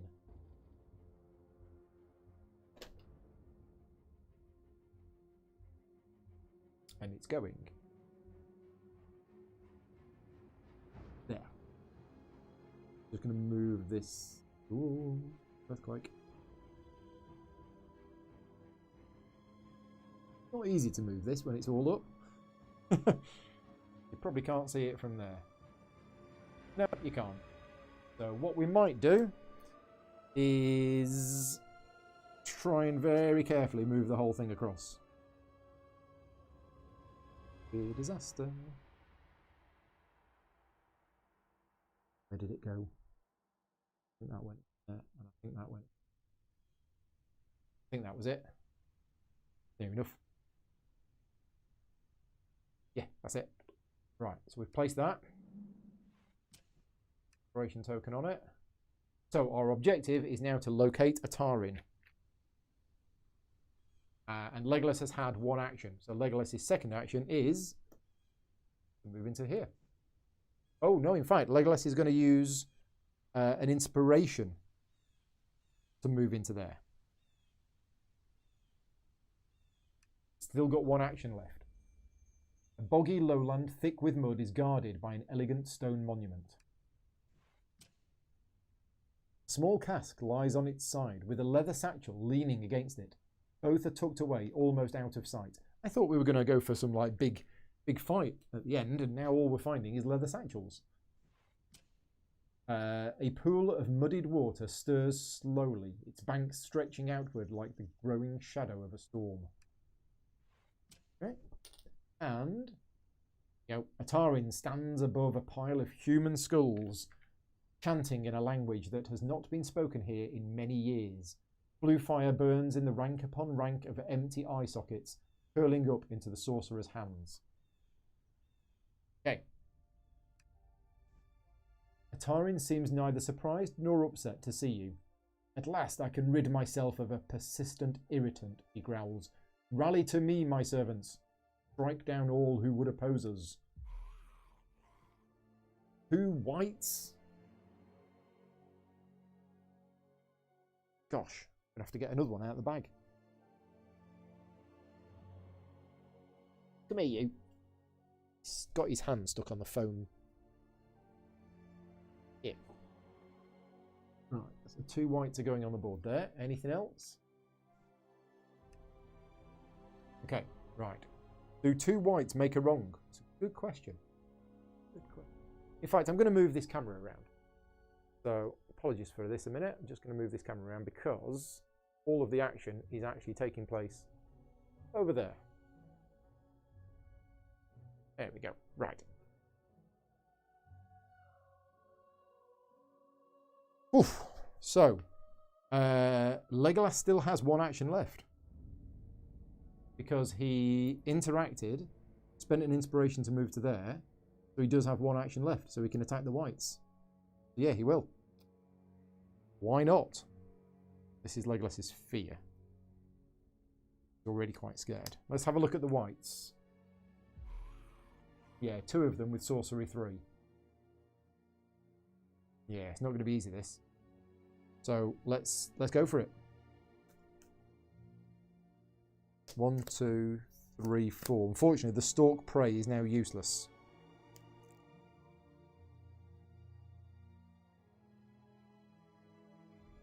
Ah, because of honed instinct, my skills with sprint have strike 2 and hide. So this actually has strike 2. Okay, well, let's see what we get. Yeah, we can't use stalk prey. So we've got 1 success. Seriously?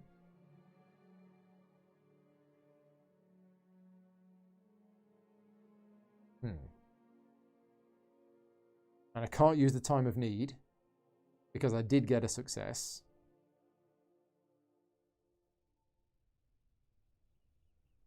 Okay, I'm going to go for it. So I am going to spend the 1 inspiration I do have to buy an extra success. So that's 2 successes. I'm going to use those 2 successes on this to have 5 hits with cleave, because 2 hits with pierce is not very good. So we're going to go cleave, 5 hits. Okay. And we're going to, because of honed instinct, my skills with sprint have strike 2. So I discard that for strike 2. And I discard honed instinct for strike 2. There you go. I think that's it. Did Legolas collect inspiration for the explore? He did. Yes. He spent 1 to... He had 1. He spent 1 to move, and then he got 1 back for the explore. Oh, I just forgot to remove the token. Yeah, so I think I've done it.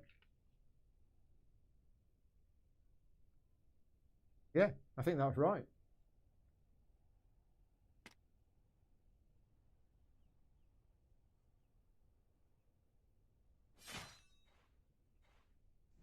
Nice. I mean, 1 go with everything together, even though I only drew 1 success. Yeah, that was pretty good. Pretty good. I like that. Look at these threat tokens. Right, that is Legolas's 2 actions done. So now we have Gimli.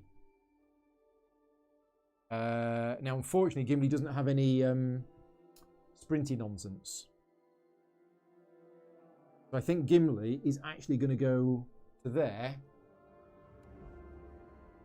and do this. Yeah, we're going to go for the end, and we're going to do this.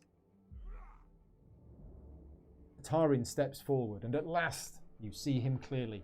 You had expected someone regal, someone like the stories of old. The man before you is dressed in rags, and his gaunt body seems animated only by the feverish light in his eyes. Death and pox on you, he snarls, and draws a long knife. Discard the threat token. Put a ruffian on the board. This is Atarin. Okay, but I guess if we click on it, so this is our new objective, to defeat Atarin. I guess if we click on it, it's not just a ruffian, is it? It's probably some... Yeah, there you go. He's got Numenorian blood. And he's got Spirit Guard. Right, okay. Yeah, this is really cool, this. And this is the benefit of an app. You can do so much extra stuff with this. Then again, you could do this in a board game with cards. But yeah, it's really good. Still only counts as 1, says James. Yes, it does. Now, has Gimli done anything else? No. I've got 2 action stones on Gimli. Oh, I'm losing track again. Was that Gimli's second action? Or was it his first? He hasn't got any cards in his discard pile. So maybe that was his first action. Yeah, okay. Let me know in the chat if I've got something wrong, but I think that was his first action. So we're going to attack. Now I do have that. That's no good. Yeah, we're just going to attack. Did he move twice? No? Well, he moved. You get 2 movements. Helena says, yeah, he only moved. Thought so. Thank you. So yeah, we're going to attack. 1, 2, 3, 4. Oh, it's different with the mini expansion. Yes. So I don't have the mini expansion, but as well as the big expansion for this game, there's a mini one, which introduces a figure for Atarin and Gull-Gultar. And if you have the mini expansion, you tell the app that you've got the mini expansion, Oh, he moved and then he interacted with the threat token. Yes, he did. That was it. Yeah. So yeah, he did do 2 things. Yeah, thank you. So that's it. That is the end of the action phase. We are done.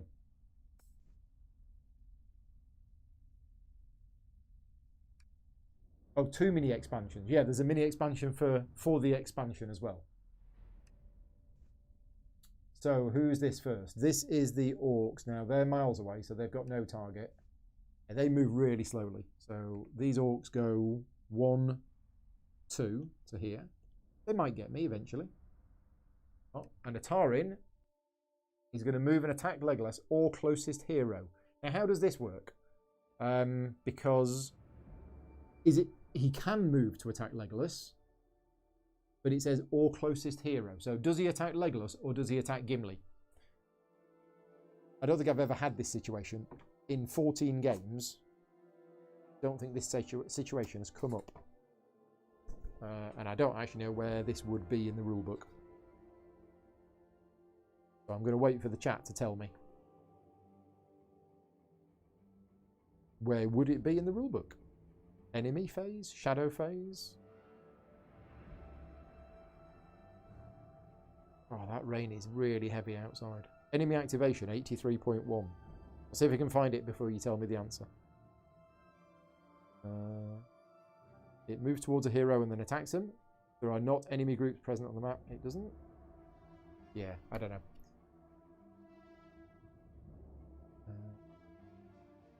Gimli is closer. The question is, who is Atarin going to attack? Can't even see it there. So basically, the app is telling me to move to and attack Legolas or closest hero. And Gimli is closest. So I think it's going to attack Gimli. I'll click attack and we'll start going through it. And if it's wrong, tell me. Oh, wow. Atarin's blade flashes as he swings it at you in a broad, aggressive arc. You catch a glimpse of your own reflection in it, but your visage there looks decayed and empty. It's Legolas because Legolas was named, nothing else matters. Okay, thank you. So it's Legolas first, and then if it can't get to Legolas, it will go for the closest one. That's what I thought, I just can't remember where I read it. So he rushes away from Gimli, and he's attacking Legolas. Legolas now needs to... Oh, this is going to be bad. So we are testing Wisdom, but because of the defense instruction, we can spend Inspiration to convert Fate into 2 successes. Oh, and Gimli has Guard, but he's lost the skill that allows him to guard nearby heroes. Rats. Okay. So I think this is it. I think we are testing for defense.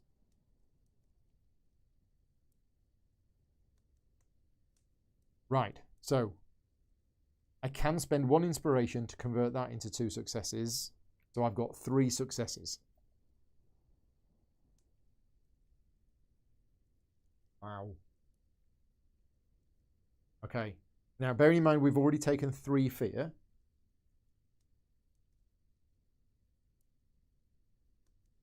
So I think I want to cancel... What have I got? I've got 3 successes.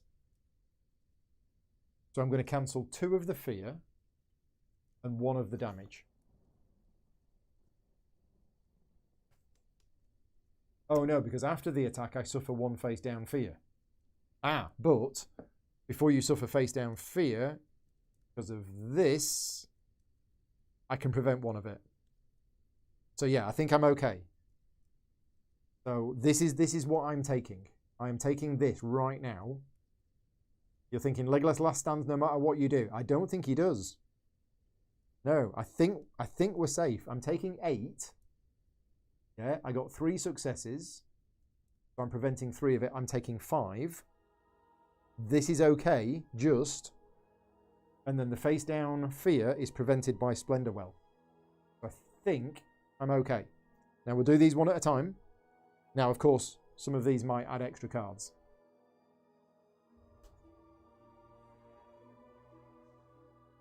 Hopelessness. Discard 2 prepared cards or suffer 2 face down fear, then discard this card.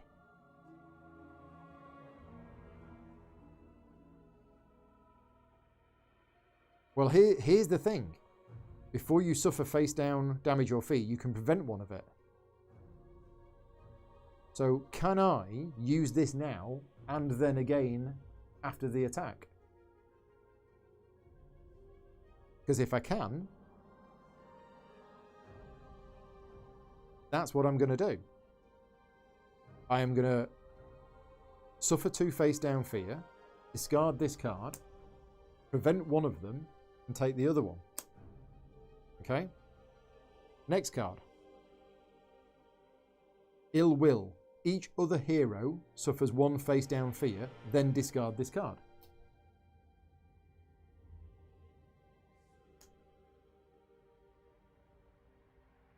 Wow, I don't know if you can hear that rain.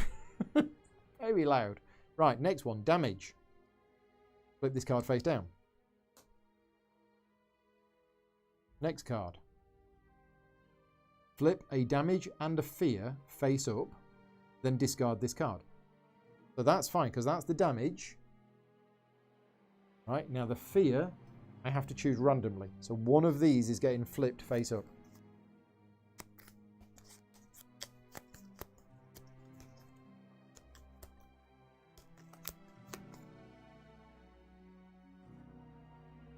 Delusions. Discard 1 inspiration, flip it face down. I don't have any inspiration.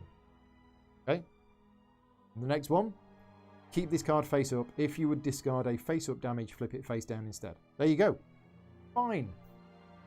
Oh, you can hear the rain. Okay. That's cool. Extra atmosphere. Oh, then again, Ian's like 15 miles away from me. So yeah, you probably can hear the rain.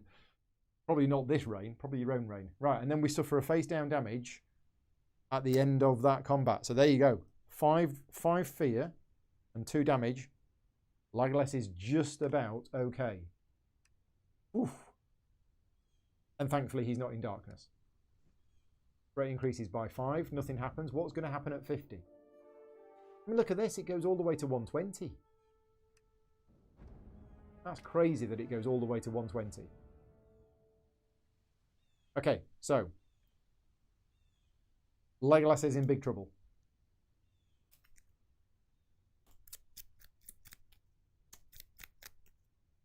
But we do have Durin's song.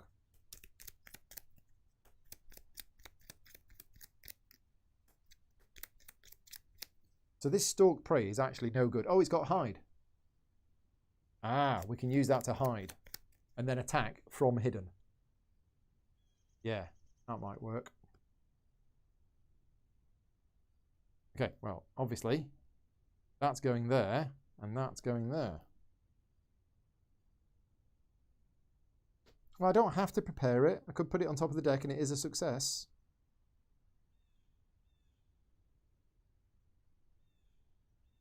Yeah, I think I won't prepare it. I think I will just put that back on top of the deck, because then that is a success. Okay, and Gimli. Yeah, we're really running short on inspiration. You would have prepared the weakness card. Oh, yeah, you're right. Don't put it to the bottom. Prepare it. Thank you. You have been telling me this, and I keep forgetting about it. Get the card out of the deck by preparing it. There's lots of little tips and tricks in this game that I just can't seem to remember to do, but they're obvious when you think about them. Prepare the card. Get it out of your deck, but you don't draw it. We have Firegiver and Kinship. Now, Kinship could be great, but Firegiver, no, we've got that. That's adding Pierce and Smite. We've got the Undersun.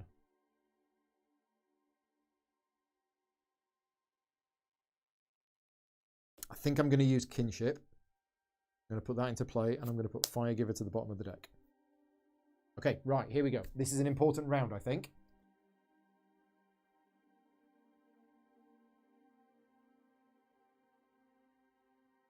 Yeah, I think this might be an important round. Who are we going to do first? We'll do Legolas first. I'm going to use Stalk Prey first. Get rid of that to put Hidden in play, which I can't find. I mean, that's ironic, isn't it? I can't find the Hidden card. There it is, Hidden. When you attack, you may discard this boon to add a success. Okay. And then we are going to attack. Fire Giver is the easy choice. You need combat modifiers against Atarin. Yeah, I've gone with the hard approach. I've gone with Kinship. So we're going to attack. We get 4.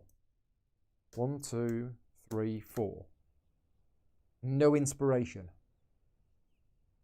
That's the problem. We spent all of that inspiration early, and it is a very valuable resource. Thankfully, check this out. We are going to use Kinship, so discard this skill for that hero to reveal another 2 cards. 1, 2.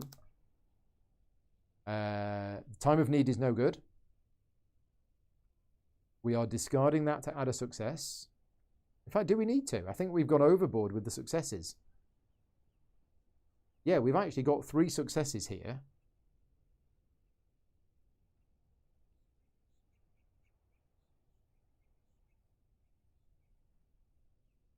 Okay, we've got 3 successes, and I could discard a prepared card to convert those into successes as well, and that would be 5. I think let's do it. It's fun. So I'm going to use the Silver Fall ability to discard late to convert those into successes. So I've actually got 5 successes, which is all I can use for this. And I'm not going to... I'm going to keep the Hidden. Yeah, I'm not going to discard the Hidden. You don't need inspiration. You can turn your weakness into Fateless with Silver Fall's effect.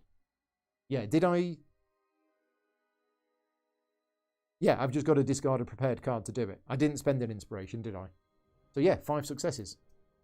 The 5 successes is 10 hits with Pierce and Cleave. Come on then, mate. So the Pierce gets through the armor, and then 10 hits. That's nice. Yeah, that is nice. He's going to attack me back for like 1 billion damage. Well, Legolas, it's been nice knowing you. This might be alright, actually, because if you are attacked, before you test, prevent all damage and discard this boon. We're going to do it. Awesome. Right. Now that just prevents the damage. Still got the fear coming in. But we are testing agility to negate. And we got 2. We got 2 successes to prevent the 2 fear. After this attack, discard 2 inspiration if you cannot suffer 1 face down damage. But I don't suffer a face down damage because of this. Legolas is awesome. Right, I think I got that right. And that was Legolas's first attack. Yeah, that was Legolas's first attack. Oh, this is tense.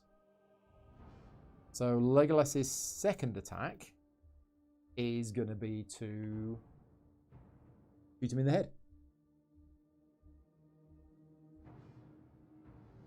So, now we don't get any bonuses this time. So this might not do anything. Might not do anything at all. But I can't think of anything else to do. So, let's see what we get. Okay, we got 1 success and we can't buy any more. It's a shame we got the 1. I can discard Time of Need to convert those into successes, and that's 3 successes. Silverfall is amazing. So 3 successes, what are we going to have with that? Let's have 8 hits and cleave. Yeah, 8 hits and cleave on Atarin. Cleave is irrelevant. 2, 3, 4, 5, 6, 7, 8.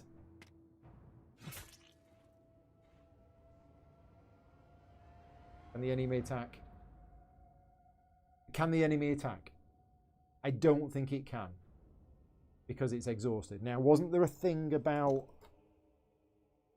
elite enemies?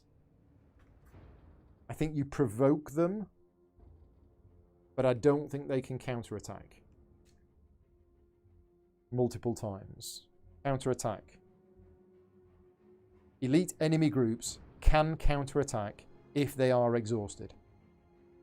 Rats. If the stun modifier was applied... Oh, I'll tell you what he should have done. Used an inspiration to move away. Then he could have shot with his bow. What is he doing, Legolas? Yeah, he can. Rats.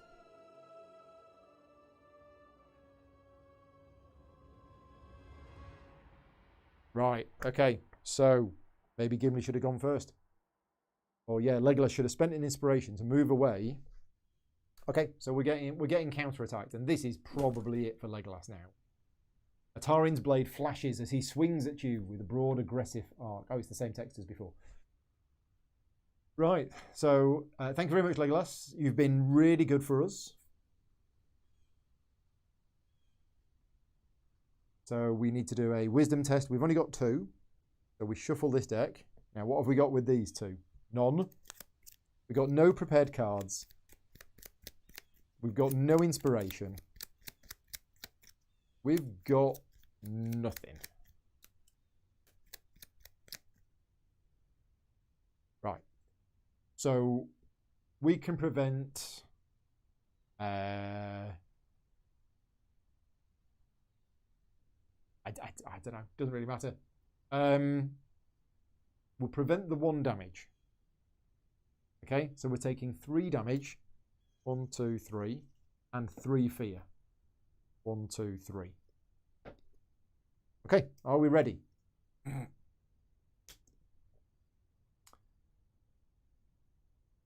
Yeah. So first, we will deal with this damage card. Flip this card face down. Suddenly got really hungry. Second card. Crushed. Deplete one of your items without resolving its effect. Then flip this card face down. Okay, so that's 4 damage. I assume we don't have to do the last stand now. I think we do the last stand after we resolved all of the damage. Entangled. Keep this card face up. When you perform the travel, you move 1 fewer space. After you rest, flip this card face down. And then fear. Discard 1 prepared card or suffer 1 fear. Then flip this card face down. So we're suffering a fear. Gloom. Flip this card face down. Cower. Keep this card face up. When you attack, reveal 1 fewer card. And Gloom. Right. So we have to do a last stand. With Legolas, we have way more fear than we can deal with, but we got the damage first. So it's been a while since we've done this, but I click on this button here, I think. No, not that button. This button. This button. So it's Legolas. Last stand with Legolas. And this is what I hate. This is what I really hate in the app. It says, is this a damage or fear? And then it's got these fear and damage. Should be damage and fear. Oh, so it's 2 last stands. Okay. Pavel's just joined in. You've joined in just at the end of the campaign. So yes, welcome. So we're doing the damage one first. So we have to test might. Might is 2. We need 1 success. Not going to happen. We got a success. We're all right. We passed. Discard all face down damage. Okay. Gain an inspiration. And continue the adventure. Okay. But then, please don't tell me that the chapter is unwinnable. I know you mean well, but it's kind of spoiling it for me a little bit. So now we need to do another last stand with Legolas, which is on fear. So we need to do a spirit test of 2, and we need 2 successes. So let's see what we get. Ah. Oh, we can do it. No, we can't do it. Oh, we can't do it. No, I was hoping that we could use defense instruction. Oh, we were so close.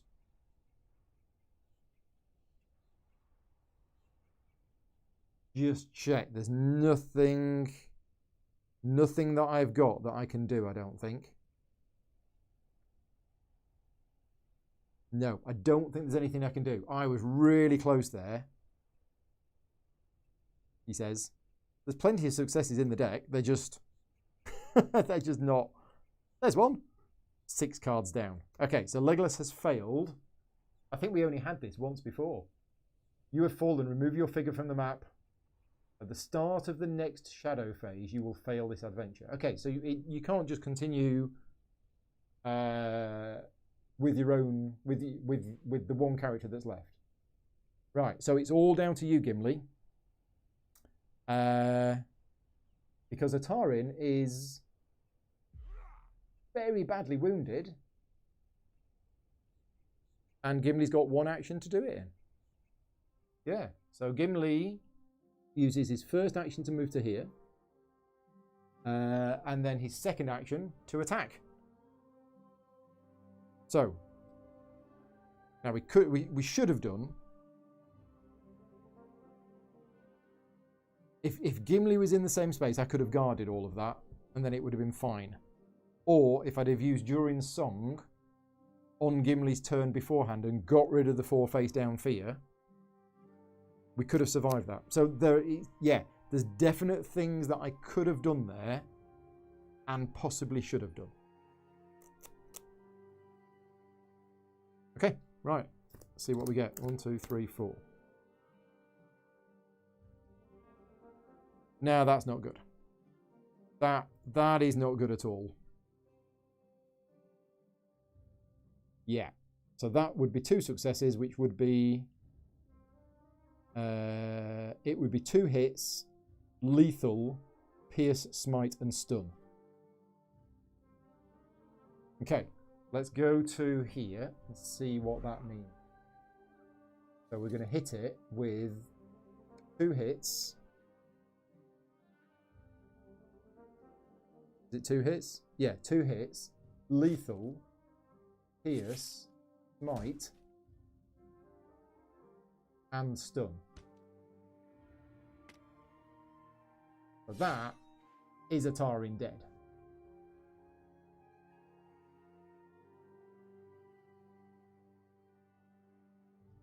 Two hits, lethal. Yeah, so I didn't actually need to spend an inspiration.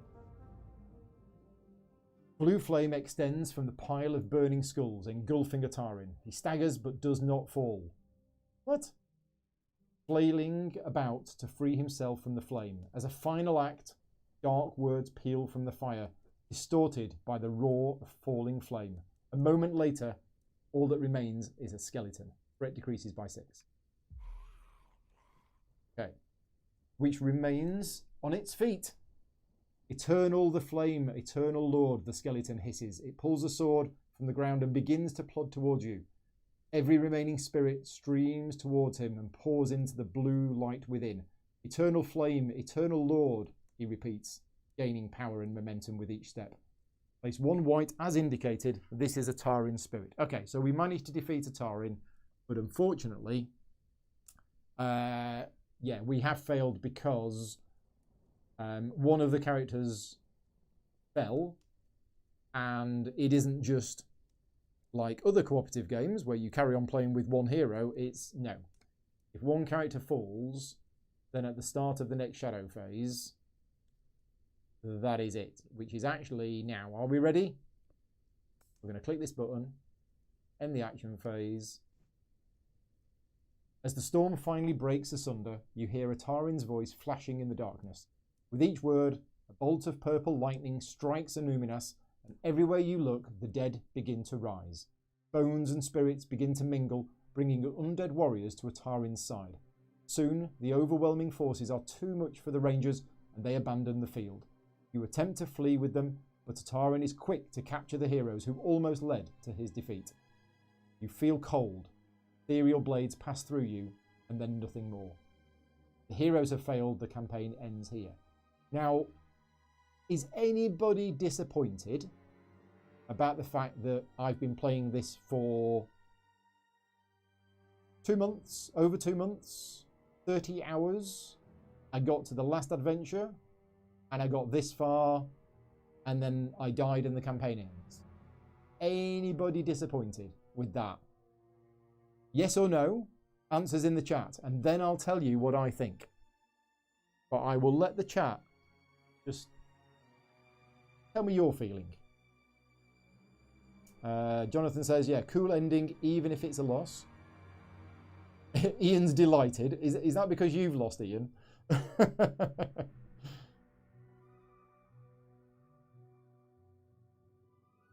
Yeah, start over from the beginning. Yeah, sure. Let's start over. I'll pack it all up and we'll do it now. And I just won't sleep this weekend, and we'll just yeah, forget everything else I've got to do. Those rule books can wait, even though they're going to print on Monday. Don't worry about that. I'll start again. Rescue's not. It was a long journey, and you got so close. Neil says he thinks we know what the game is when we start it. Pavel is quite disappointed. Right, I thought somebody would. And apparently I can replay the one chapter. So how do I replay the chapter? Because somebody said this earlier on. Do I literally, before clicking continue, do I exit the app? Okay, that's what I'm going to do. This is a little bit of a cheat, but let's just see. We click on there. We can't save and quit. So I literally, are you telling me to exit the app? We're going to try it. We're going to try it. We're going to see. So I'm literally going to exit the app. Right? Okay, the app has been exited. I am now going to relaunch the app, and we'll see what it does.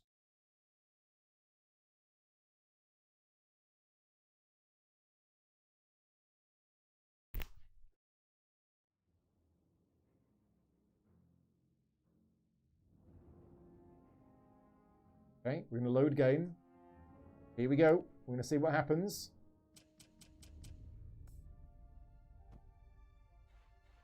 If this picks up from exactly where we left off.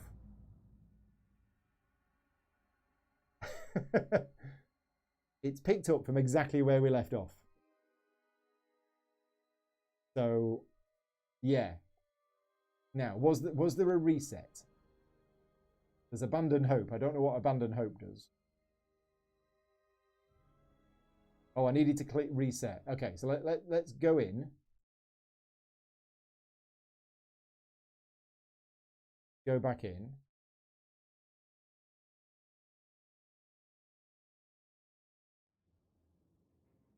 I'm so used to clicking resume. So load game. Click on this. Reset current adventure.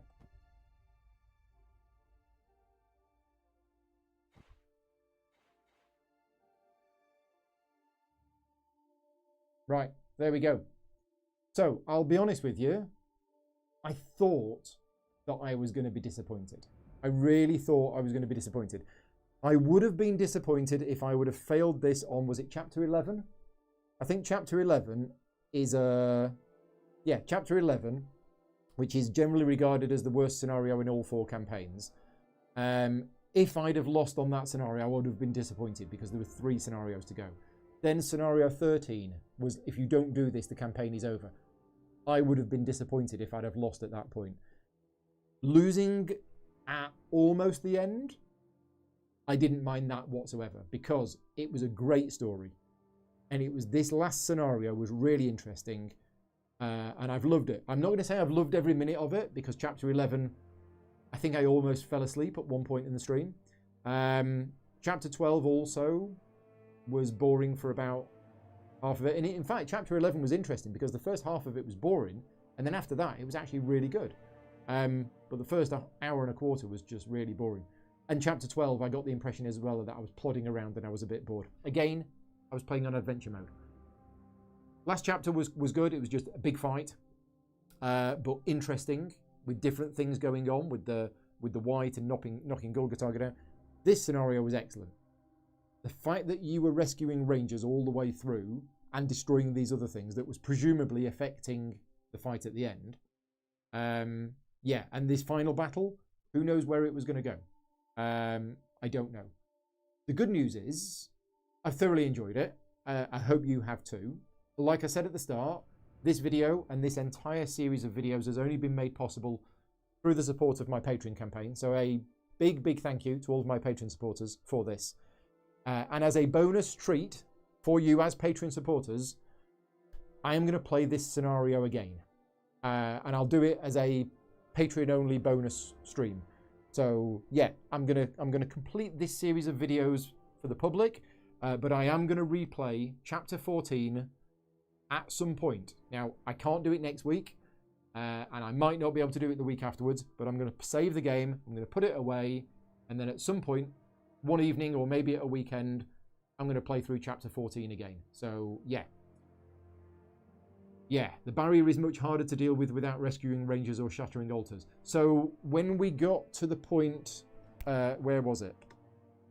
Here, where we decided to dispel the barrier, we just dispelled the barrier and it went automatically. If what you're saying is we did that automatically because of everything we'd done, then great. And the next time I play this, I will pretty much do the same. I will try to move through. I mean, the map will be different. The good thing is about this game, one of the good things about this game is that there are a number of different preset maps for each scenario. So we now play it again. It might be a different map layout. I'm not sure. But yeah, you're saying normally that is a very difficult test. Whereas for us, we passed it. We didn't even need to do any test whatsoever because we'd done such a good job in here. But that last fight, really tough. Now, at the very end, I definitely made mistakes. Because if Legolas had have moved one away, then he wouldn't have got the attack. He wouldn't have provoked. He wouldn't have got the counter-attacks. And it was 2 counter-attacks that killed him. And because he was one away, he would have got an extra 2 hits from the skill that I had. So I definitely should have done that. Saving inspiration for last stands. Yeah, I was trying to avoid getting any last stands. But Gimli's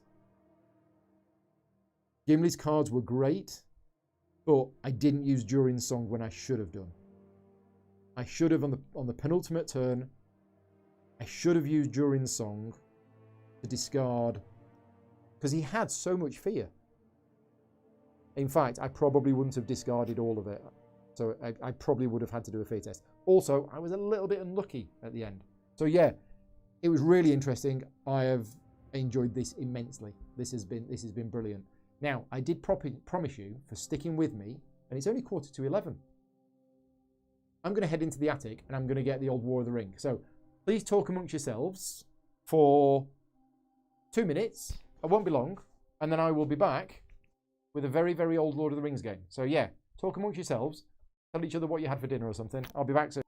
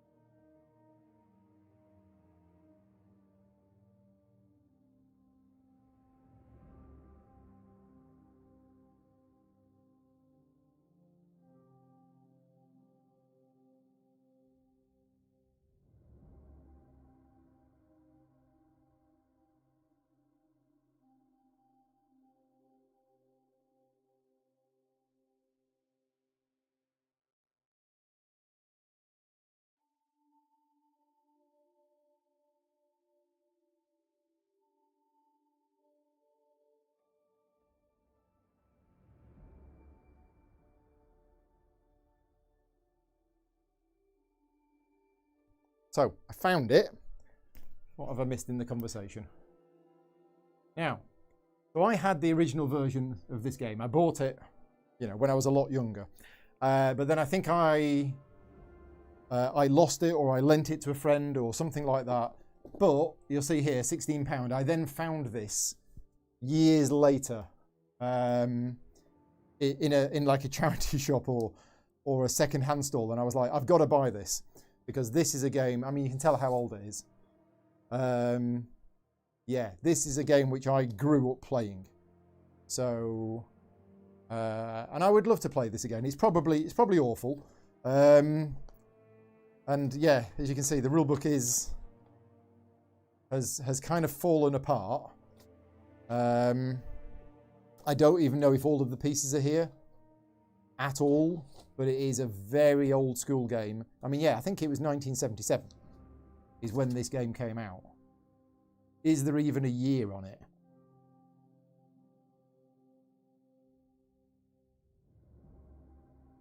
I don't know.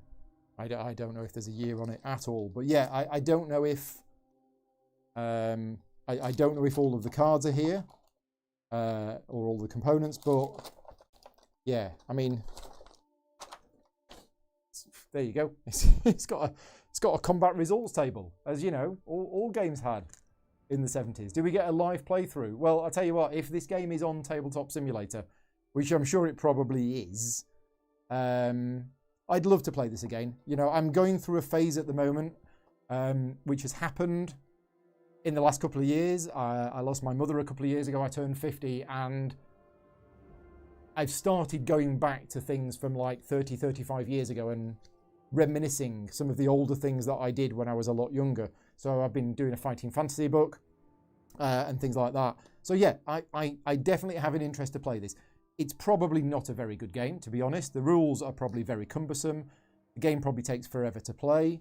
The rules are probably not very clear from what I remember. But sometimes you just got to do these things. The map is huge. I mean, I can, you know, if I zoom out, this is not even going to fit on the table at all. Yeah, if I... So, yeah. It's just huge, right? So you got the map is in two pieces, and as I say, the gameplay. So yeah, even though I've not played this in like 30 odd years, I remember it. So it actually starts out, and you have the Fellowship. So you have 9 characters. I think they start on Rivendell. So it isn't the first part of the Lord of the Rings story. You have the 9 characters in a stack here, and their objective is to get the ring to Mount Doom here and destroy it.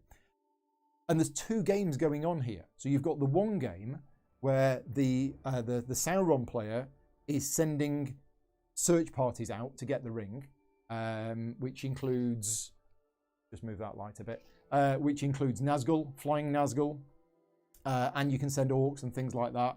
And it's got all of that stuff in there. And if they manage to capture the ring and bring it back, then the Sauron player wins. But at the same time, you have the war game side of it. And as the game goes on, at various times, you will get the dwarves, the Iron Hill dwarves coming, and then you'll get others, and you get the Rohan forces, and then you'll get the Gondorian forces, and you'll have the Haradrim coming up from the south and things like that. And yeah, there is a war game going on at the same time, so it's kind of like 2 games in one. But yeah, effectively, it is very much, the war game side of it is very much your old hex and counter style war game, where you look at attack values, you look at combat values, you roll the dice, you look it up on a table, army combat table, to see how many hundreds of troops are destroyed and things like that. But at the same time, yeah, you've got the other stuff. I remember playing it, as I say, when I was like 12, 13, something like this. And it's very, very thematic. You know, you have Gollum in there, and Gollum switches allegiance all of the time. You've got all of the stuff. Anyway, really old game. It's been in the attic for a very long time. No idea what this is. That's my writing. That is my writing. So I don't know. Yeah, that is my writing. Maybe one of the cards is missing, from the game, and they are the stats for Thranduil. But it's got all of the characters that you would have from the game. So yeah, this is Elrond. You know, very, very much 70s style, with their combat value, their morale, their endurance, their sorcery, all special abilities. Yeah, anyway, if you've played the game, yeah, let me know. You have events, you have the Sauron cards. Yeah, it's all there. All of the stuff from Lord of the Rings is there. Very, very thematic. And yeah, I will add this to the list of things that I want to do at some point. But yes, if anybody does find a tabletop simulator mod for it, then let me know. Yeah, after playing this, I hit the streets on my Rally Grifter. So Ian, I'm gonna dig out a photo later on, and I'm gonna send it to you on Slack, because there is a photo of me, about 10-year-old, on my very first bike, which was a Grifter. So yeah, I'll dig that photo out. It's exactly right. There we go. That's everything. We're all done. This has been fantastic. And as I say, as a bonus stream for my Patreon supporters, at some point, probably in April, maybe over the Easter weekend period, maybe at that point, I will do another stream where I will try and replay Chapter 14. Because I do want to give it a go. I would like to see the last chapter through to the end. But for now, we are all done. I'm going to disappear and have a lie down, I think. Thank you very much for keeping me company, not just tonight, but some of you have been here for the whole duration of this campaign. And a lot of you have been watching live, which is great, but there's been a lot of people who've been watching these videos afterwards. So yeah, big thank you to everybody who has watched these videos afterwards. All of my ad revenue goes to charity, so every view on the videos helps raise money for charity. I don't make a penny out of that myself. What else is there to say? That's it. Yeah, I'm getting quite emotional. It's been a long journey. And as I say, I'm not disappointed in any way that it ended like this, but I am going to give it another go. Anyway, I'm going to wrap up. Thank you very much for watching. Take care. Have a good weekend, and I'll see you all soon.